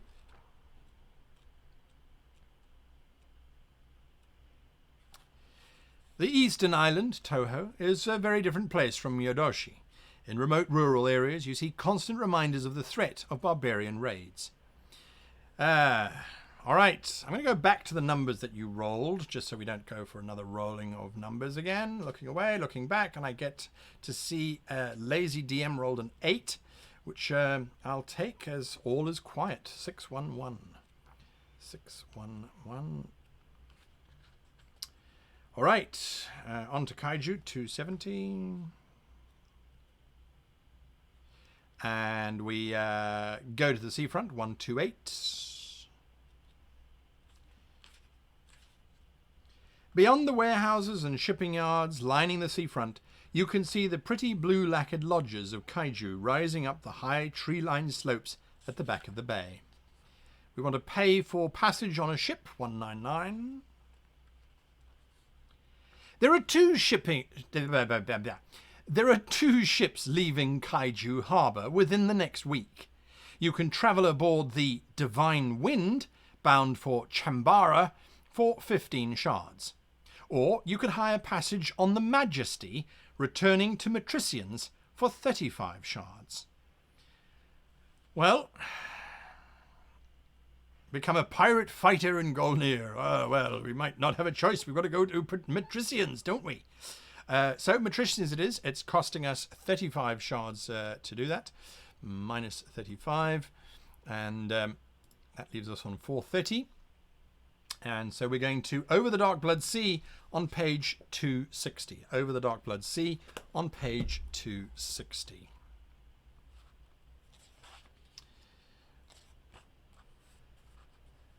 If you haven't already done so, cross off the 35 shards that the captain wants to take you to Matricians. We have indeed, of course, done that. And yes, it does. I agree, creature of habit. And I need I need a d6, 1d6, please, as we continue our sailing. And we continue our sailing on 1d6, please. Give me a 1d6 and let's see where we go. Got just under 15 minutes, or just 15 minutes left. So let's see how far we can get. And, well, I'm seeing some low numbers coming in there. I'm looking up and I'm seeing a lazy DM, a Laz DM first. Gives me a 2. So there we go. No, was it a 2? I've lost it now. All right, I'm going to look again. Doesn't matter. And I'm looking back. 3 from Sea Dragon. It's not much difference. No difference, actually. Turn to 48 in Cities of Gold.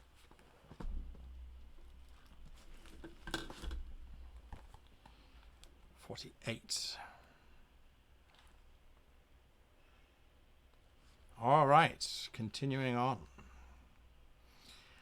Matricians is a large trading city of broad market plazas and great palaces built by the wealth of the merchant princes. You can buy a townhouse for 200 shards. If you want to do that, cross off the money and put a tick in the box by the townhouse option. I think the very first thing that we want to do, without a doubt, is go to the market. 192. Do we want to buy a house? I don't think so. I don't think so. 194.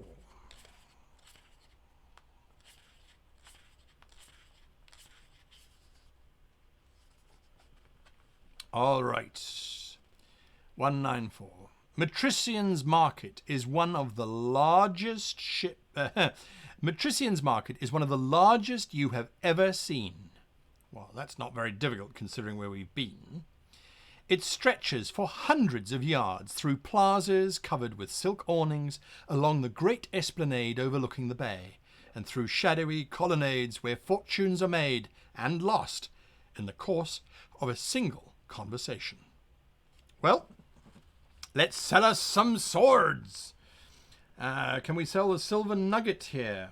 Holy compass, captain's head, parchment, fairy mead. Oh, we can sell fairy mead here. Nice to know. Silver rabbit, scarab, key of stars. No, we can't sell, sadly, we cannot sell the silver nuggets here, but we certainly can sell these swords. So we can sell the sword plus 1. We are selling for 200 shards.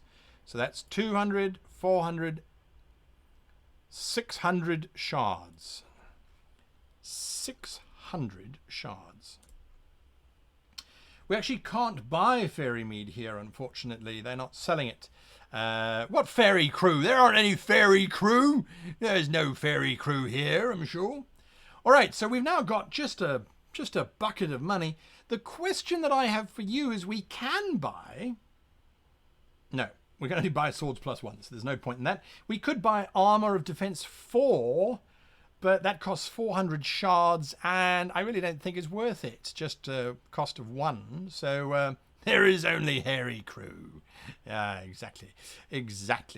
Oh, I sold my last weapon. You are quite right. So I'm going to go minus 200. Excuse me, can I have that sword back, please? Because it's ours. Sword plus 1. Oops. Well spotted there, young man. Well spotted. Right. So, are we going to try and buy a ship now, or are we going to take the road to Yellowport to sell that silver. I wonder. Good luck, Mr. Mystery.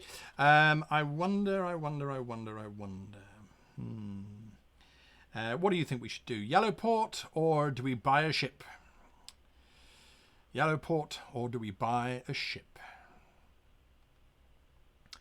What do you think? What do you think? Let me know. I say yellow port. Yellow port. Yellow port it is. So many people here are saying yellow port. Absolutely. Yellow port it is. Right. So off we go to yellow port, which is page 48. Do we take a boat to Yellowport? Probably the fastest way to get there, I reckon. Instead of walking all that way. So, Yellowport it is. Turn to the harbour, 33. 33. And we are paying for passage on a ship, 308. Oh, well. You are at the harbour front in Matricians. Here you can buy a ship or put to sea if you have a ship docked at this location. It is also possible to visit the warehouses lining the waterfront where goods from afar are bought and sold in quantity. Nope, we want to pay for passage on a ship, 308. You approach the captain of a Sakaran brigantine, which is soon to set sail. He is happy to make a little extra money by taking a paying passenger along. You soon discover that the passage to Marlock City or Ringhorn will cost you 10 shards, whilst passage to Yellowport costs 15. You can pay the fare and set sail at once, or give up and review your other options. To Yellowport, I say, to Yellowport. That's 15 shards. Minus 15. And so we're going to Yellowport, 239. 2d6, please. The ship sails out of Matrician's harbour. On only the first day out, the quartermaster says something ominous. Something ominous. I don't like the look of those fellows that watched us loading the cargo, sir. I think they were giving away secrets of some kind. And I'm looking up and I'm seeing an 11 from Storm of Steel 1914. Turn to the War-Torn Kingdom, 140. The War-Torn Kingdom, 140.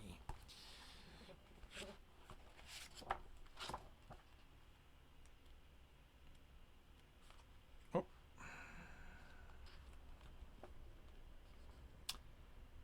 The ship drops you at Yellowport docks. You make your way to the city centre. We have arrived at Yellowport, finally, me hearties. Arr, arr, arr. Do you have the code word assassin? No? If not, read on. If you've just arrived in Yellowport, put a tick in the first empty box. And this is the War-Torn Kingdom. The War-Torn Kingdom, 10. Okie dokes.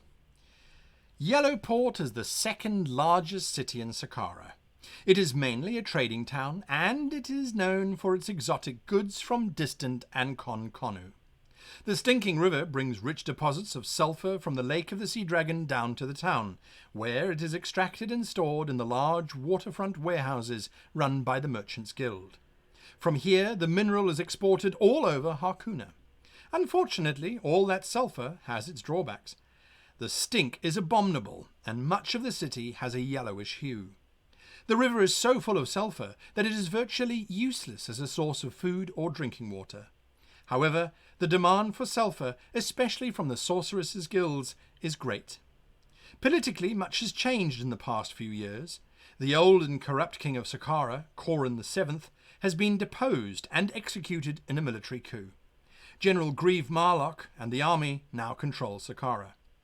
The old council of Yellowport has been indefinitely dissolved, and a provost marshal, Marlos Marlock, the general's brother, appointed as military governor of the town. We can buy a townhouse, or we can buy a ship. That's the important thing. Visit the harbour master, 555.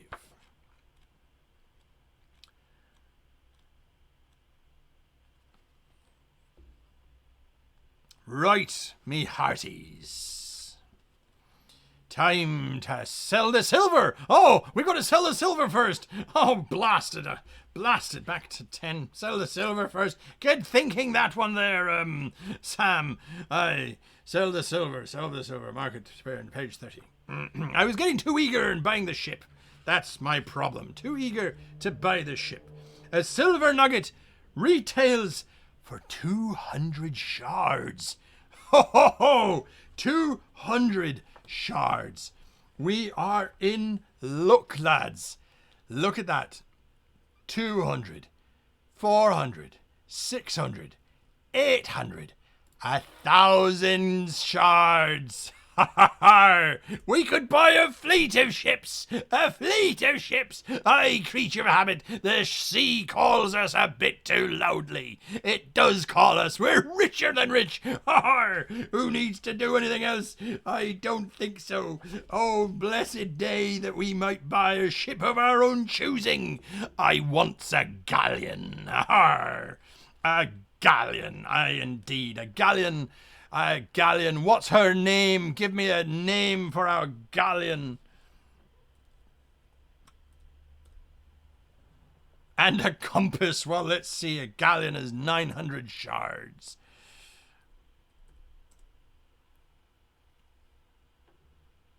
The Harrier Beard? Is that the name? We're going with that name, the Harrier Beard? Let's name it the Soul Patch. The Pretty Lady. Oh, I like that. The Pretty Lady. All right, I'm looking away. The Windswift. Well, who knows what's happening there.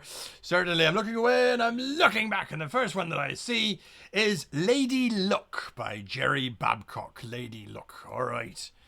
Lady Luck. Right. Cargo capacity is 3. I like it. And you can buy a ship. Right. If you buy a ship, add it to the ship's manifest and name it as you wish. The quality of the ship's crew is poor unless you upgrade it. If you already own a ship, you can sell it back to the harbour master at half the above prices. It costs 50 shards to upgrade a poor crew to average, and 100 shards to upgrade an average crew to a good crew. I think you're all with me. We're going to get decent crew. Aye, decent crew. Upgrade for sure. Aye. So, I believe to go from poor to average is 50, and then from average to good is 100, so it's 150 shards in total, minus 150 shards. Arr! Now we have good quality. Good quality crew aboard the Lady Luck. And we are in Yellowport. We can afford to upgrade it twice. Aye, indeed we can. Worth every shard. I couldn't agree with you more. Now, we can buy cargo. Although, I think we should be... Well, I think we should buy some cargo, but not all the cargo. Let's leave one space free. Now, there are furs. Let me do this way. There are furs, there's grain, there's metal, there's minerals, there's spices, there's textiles, and there's timber. Now, if you ask me, Yellowport is a mineral city. It's sulfur, isn't it? And that's a mineral. And that goes for 350 shards per unit of cargo. So we could afford to just buy 2 pieces of cargo. Metals here cost 600. I'm not sure, Jack Malone, where you're getting your information from. Metals are cheaper here. Is it not minerals? I thought minerals would be the cheap price here. Minerals at 350. Do we buy one lot of minerals? My armoured worms. Do we buy one lot of minerals or 2? I'm thinking... maybe minerals is not the right way to go. Maybe we should be buying metal. Maybe metal is cheaper here, but I think sulfur is the good way to go. All right, so we're going to buy minerals. Absolutely, minerals. Are we going to buy 2 minerals? Can we buy 2 minerals? At the moment, I think we can only buy 1 cargo. All right, 1 at first. Good, I'm glad that we're all there. I see we need to add the ability to add extra cargo capacity as the ships expand. All right, fantastic. Okay, if you own a ship and wish to set sail, turn to page 499. 499. Oh, wait, I haven't paid for the minerals yet. Minus 350. All right. We might need shards later. Yeah, I agree. All right, we are setting sail. 499. Now, the last question we have. We're going to go a little bit over time here because I want to see how this works out. You board your ship, which is docked in the harbour. The crew gives a drunken cheer as you come aboard. Where are we bound for? Where are we bound for, Captain? Says the first mate. I'm a little bit, yeah, Jack Frost, I agree. Are you all right, first mate? Yes. 29.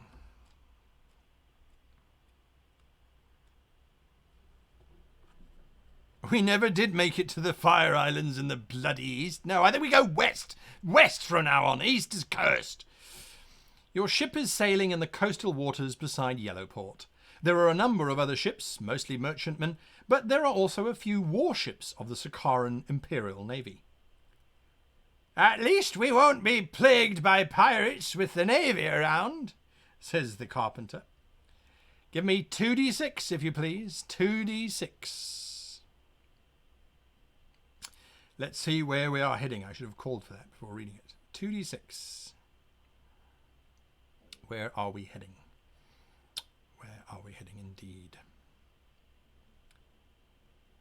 And I'm looking away and I'm coming back and I'm seeing that Panny has given us a 7, which is an uneventful voyage, 439. Where are we going? What city are we going to? Ringhorn? Further afield, 439.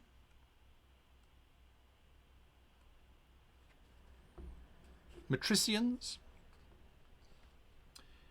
Your ship is sailing in the coastal waters beside Yellowport. We could sail northeast towards Scorpion Blight. Let me just do this quickly. There we are. Northeast towards Scorpion Blight, sail southwest along the coast, or sail south to the Violet Ocean. West to Newport to Sour Sulphur. Yeah, I agree. Ringhorn, Scorpion Blight sounds pretty safe for me. Pablo, I don't think you know what scorpions are.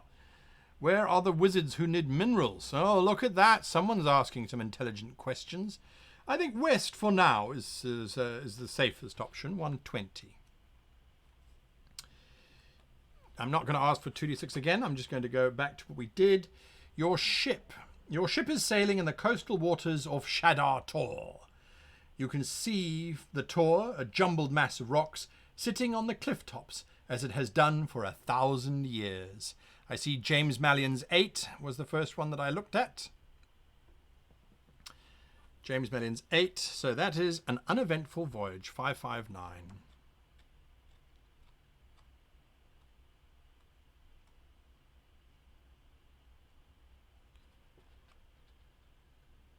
Right, sail northwest to Marlock City. We're going to Ringhorn, of course. We're going to Ringhorn. Your ship is sailing in the coastal waters off the Shadar Tor. We continue on to Marlock City, 222.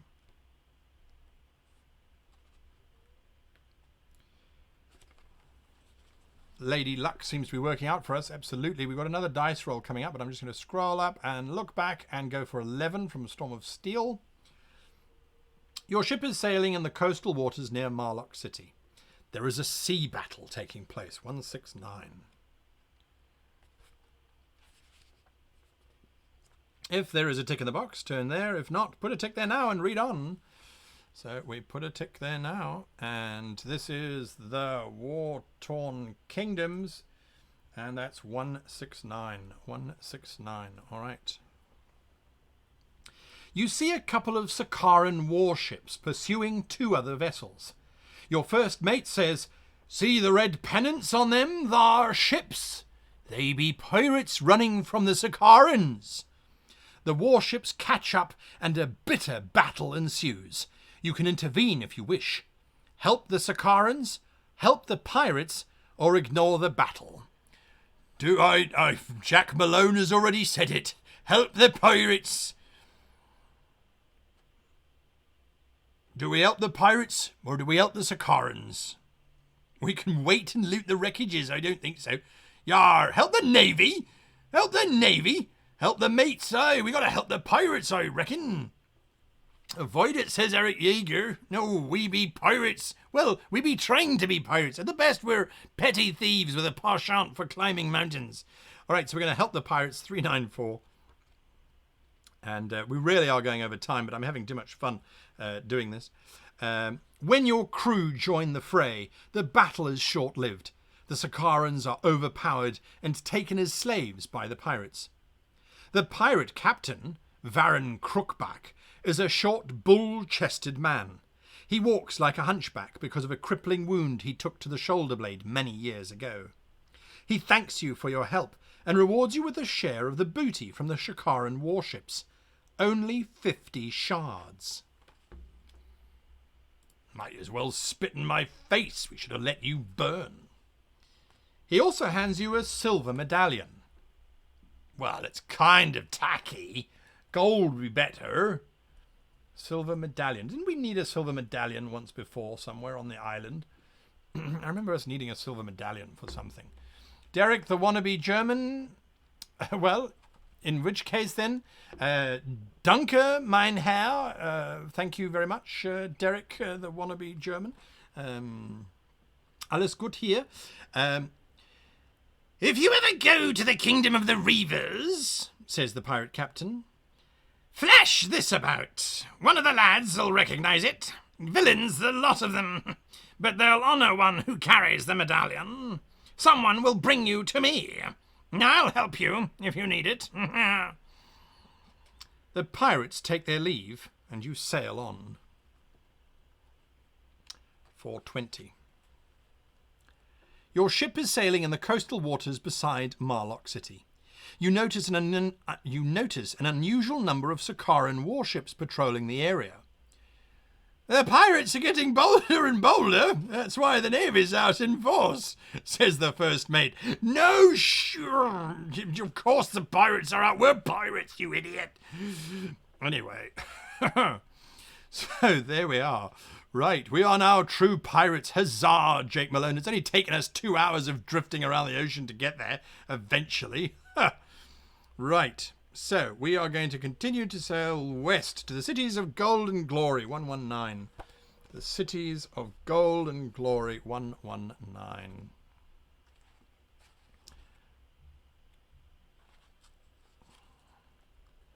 Your ship, 2d6 please. Your ship is sailing in coastal waters close to Wishport. Roll 2 dice.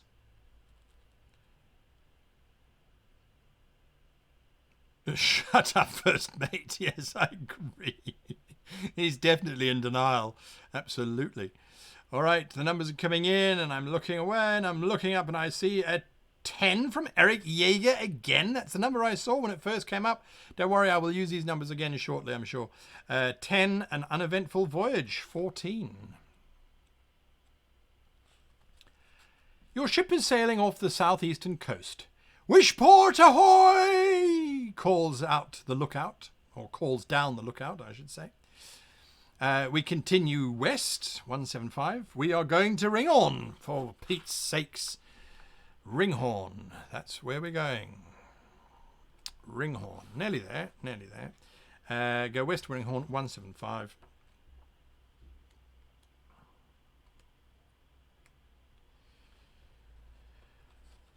Ahoy there, Alexei Volkov. Ahoy. Welcome to the stream, which is about to actually end, I'm afraid, as we are getting there. Where are we? Looking for some numbers here. And I've lost my page. You're the fave sleeping. What? Oh dear. Oh dear. Oh dear. Oh dear. Where are we? Here we go. No. What? I've lost my page. Oh dear. Oh dear. Oh dear. Does anyone remember what the last number was that we had to turn to? The first mate peers dourly at you, shaking his head. No, that's definitely not it either. Anyone remember the page number? Oh dear, oh dear, oh dear. Glad you're enjoying it. Glad you're enjoying it there. I'm just looking for the page number. How absolutely tragic. And how do you think? It's not that big a page, is it? We were rolling because your possessions, the Fae, recover. Seeing the fearful looks of the crew, you ask the first mate what the matter is. Oh, sorry. Yes, okay. So I think that's where we are. Must be, because nowhere else makes sense. Okay, the last one I remember is 420. 175. Pablo, you get to rank up. You get a level up. Well done. 175. That is confirmed here. And we're going to look for some random number quickly. And looking away, looking back. And let's jump down again. I see an 8 from Sam Labato. 8 from Sam Labato. 8. And that is, once again, an uneventful voyage. 198. Lady Luck, she certainly is. Never been more quiet at travel time, if you ask me. All right, continue west to 10. You are at sea off Knucklebones Point. Your ship is hugging Golnir's southern coast. Roll twice to see what we get. All right, roll twice again, please. Sorry, lots of rolling this time around. We're nearly getting there. 15 minutes over on our stream. That's how much fun I'm having. I hope you're having as much fun as I am. Certainly, I hope so. All right, so give me those numbers. We're in book 2 there, Wolvies and Dalari. That's where we are. The cities of gold and glory. Okay, those numbers are coming in. Looking away. Looking back. Magrock, you can't roll 2 numbers, 10 and 5. What's that? What's that? What's that? What's that? So I'm going to go rather with, where are we now? I'm losing my vision here. Ariadne 1976 gives us a 9, which is a shipwrecked mariner. 687.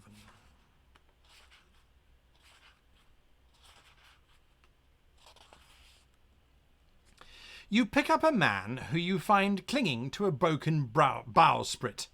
Well, we've all been there, clinging to bits of wood floating around in the oceans, haven't we? It's only fair that we pick them up, I say.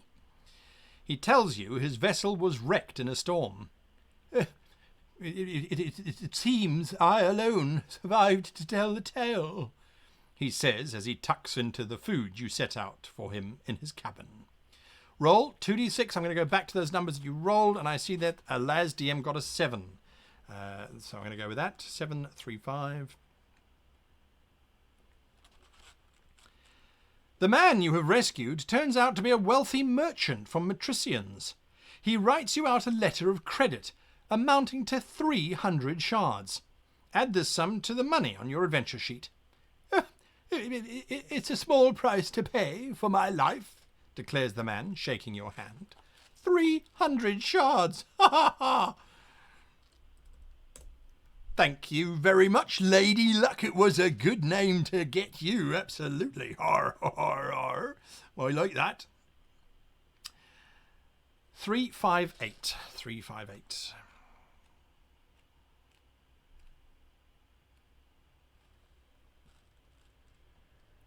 You are off the southern seaboard, close to the wealthy mercantile city of Matricians.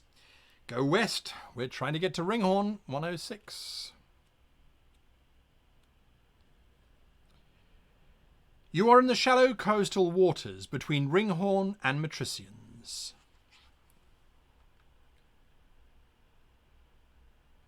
Look at all of you, we're feeding this guy and then he gives us money. All right, so you're in the shallow coastal waters between Ringhorn and Matricians. Roll 2 dice, and I see there that Hannah F gets us a 7. So I'm going to take that. Pirates. Well, it was bound to happen. 463. But we've got their medallion, right?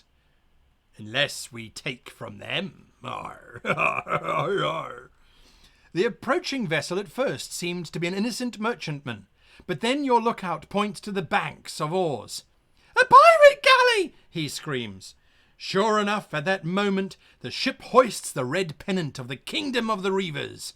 Her oars give her a good burst of speed over short distances, and she is soon bearing down on you. Make a run for it, parley, or fight it out. What are we going to do? Fight it out? Be that alas. No, I just have a very high voice. The medallion, you want to parlay? Parlay, parlay, parlay. Flash medallion, parlay is what we're doing. 5, 1, 3.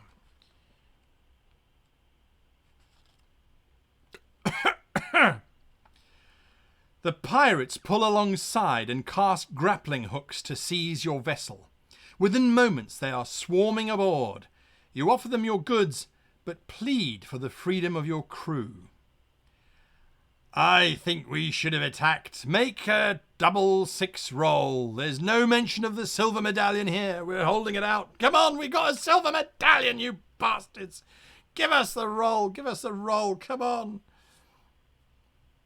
Now fire the cannons. Ha ha, I agree entirely. Now fire the cannons. All right, so the first number I saw was John Mystery giving us a 12. I'm going to take that. Plus our miserable charisma of 2 is 14. That means that I am going to say that that silver medallion gives us a +2 because it is supposed to work on pirates, especially pirates of the Red Reavers. I at least hope so. So I'm going to claim that that is a success. Well, that's a rather horrid turn. All right, so shall I claim it's a success or shall I claim that it's a failure? What do you think? Chaxel says it's fair. Creature of Habit says yes. Is it fair that I change the rules? I don't know. I mean, I haven't been doing it before. Yes, says Tim Lincoln. Welcome. I haven't seen your name yet. Jack Frost. This is so cool. Why haven't I known about this? I've only been preaching about it on social media all day. All right. But welcome, Jack Frost. Welcome indeed. Success, success, whatever. Don't kill us. Success. All right. Success it is. Well, the silver medallion should add something. I agree. Could be rival pirates. Oh, maybe. Fail, says Wolvie. Obviously, you don't like the cheating option. I agree with you. All right. Well, I said we were going to take it as a success. Everyone seems to be agreeing. So let's take it as a success. The pirates take your cargo, all your possessions, and your cash. They also seize your ship for themselves. Cross all these off the ship's manifest.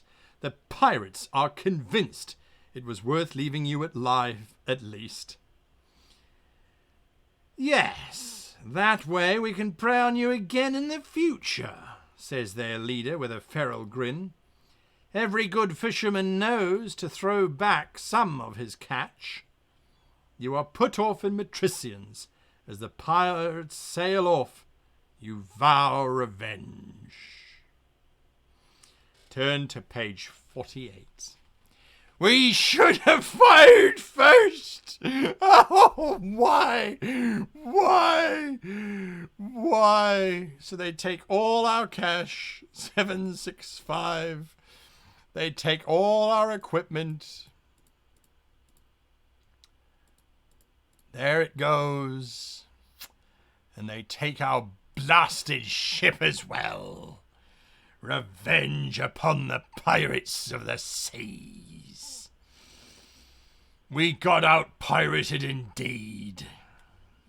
48. It be a curse, it be. A curse indeed. I thought the medallion was good. Oh, well. Now that I think about it, he did say the medallion was to be waved around to call him rather than to do this. Anyway. Well, we have our lives, C4 Dragon Eye, but we don't have a ship anymore. It's 1,200, 800 shards gone. Well, we're now in Matricians, aren't we? So we'll add a note. Page 49, or 48 to be accurate, in Cities of Gold. Ladies and gentlemen, that brings us to the end of our session. We are half an hour over. I hope you have had nearly as much fun as I have had doing this. Thank you for participating. Yeah, we've lost ships left, right and centre. As you say, it's our third ship. What a unlucky person Finn Skiv happens to be. Well, It's good night to those of you that are going to sleep. Good morning to those of you that have woken up. Good day to those of you that are with me here on this side of the world, as it's definitely now lunchtime for sure. Need to go and find some lunch. Thank you so much for participating, for the wonderful chat. We don't have anything to do except to moan our lost fate. But what an adventure we have been on so far. Strange alien creatures climbing mountains, plundering, oh God, and now we're back down. It should have been the Bobby route. All right, well, those of you asking who made this map, it was made for us by Michael Helvenstein, who of course has spent a week with me compiling this together, and hopefully once it's fully working he will release it out there. But we did live C4 Dragon, you're quite right, we did live all the way through.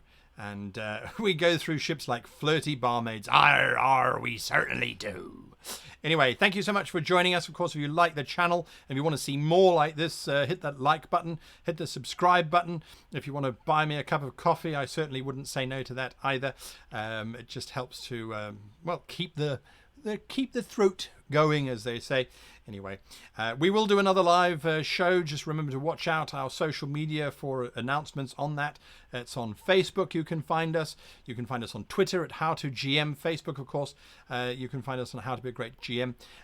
We are on Discord as well. I see there are a lot of people here from the Discord server. I'm not enough of a technophile to know how to share the Discord server link, but go and look for How to Be a Great GM. If any of you know in the chat that how to do the Discord link thing, there's 800 of us there, so we're having a wonderful conversation, and of course we make announcements and things, and of course you can subscribe to the channel and then you'll get notifications as well. Next week we return to Carrick Velast, who continues his journeys, being a little bit less chaotic, I think, although I'm not so sure really, but absolutely, you can join in for those. Those are pre-recorded, of course, as I go through the journey. But I do still ask at the end of every episode. Josh, thank you, Josh Ratcliffe. I will indeed be having a cup of coffee with your name on it. And for everybody else, I thank you. Thank you for joining me. And I wish you the very happiest of sails, of journeys, of exploring, of discovering the fabled lands. And until next time, I wish you the very happiest of gaming and of traveling and adventuring in the fabled lands.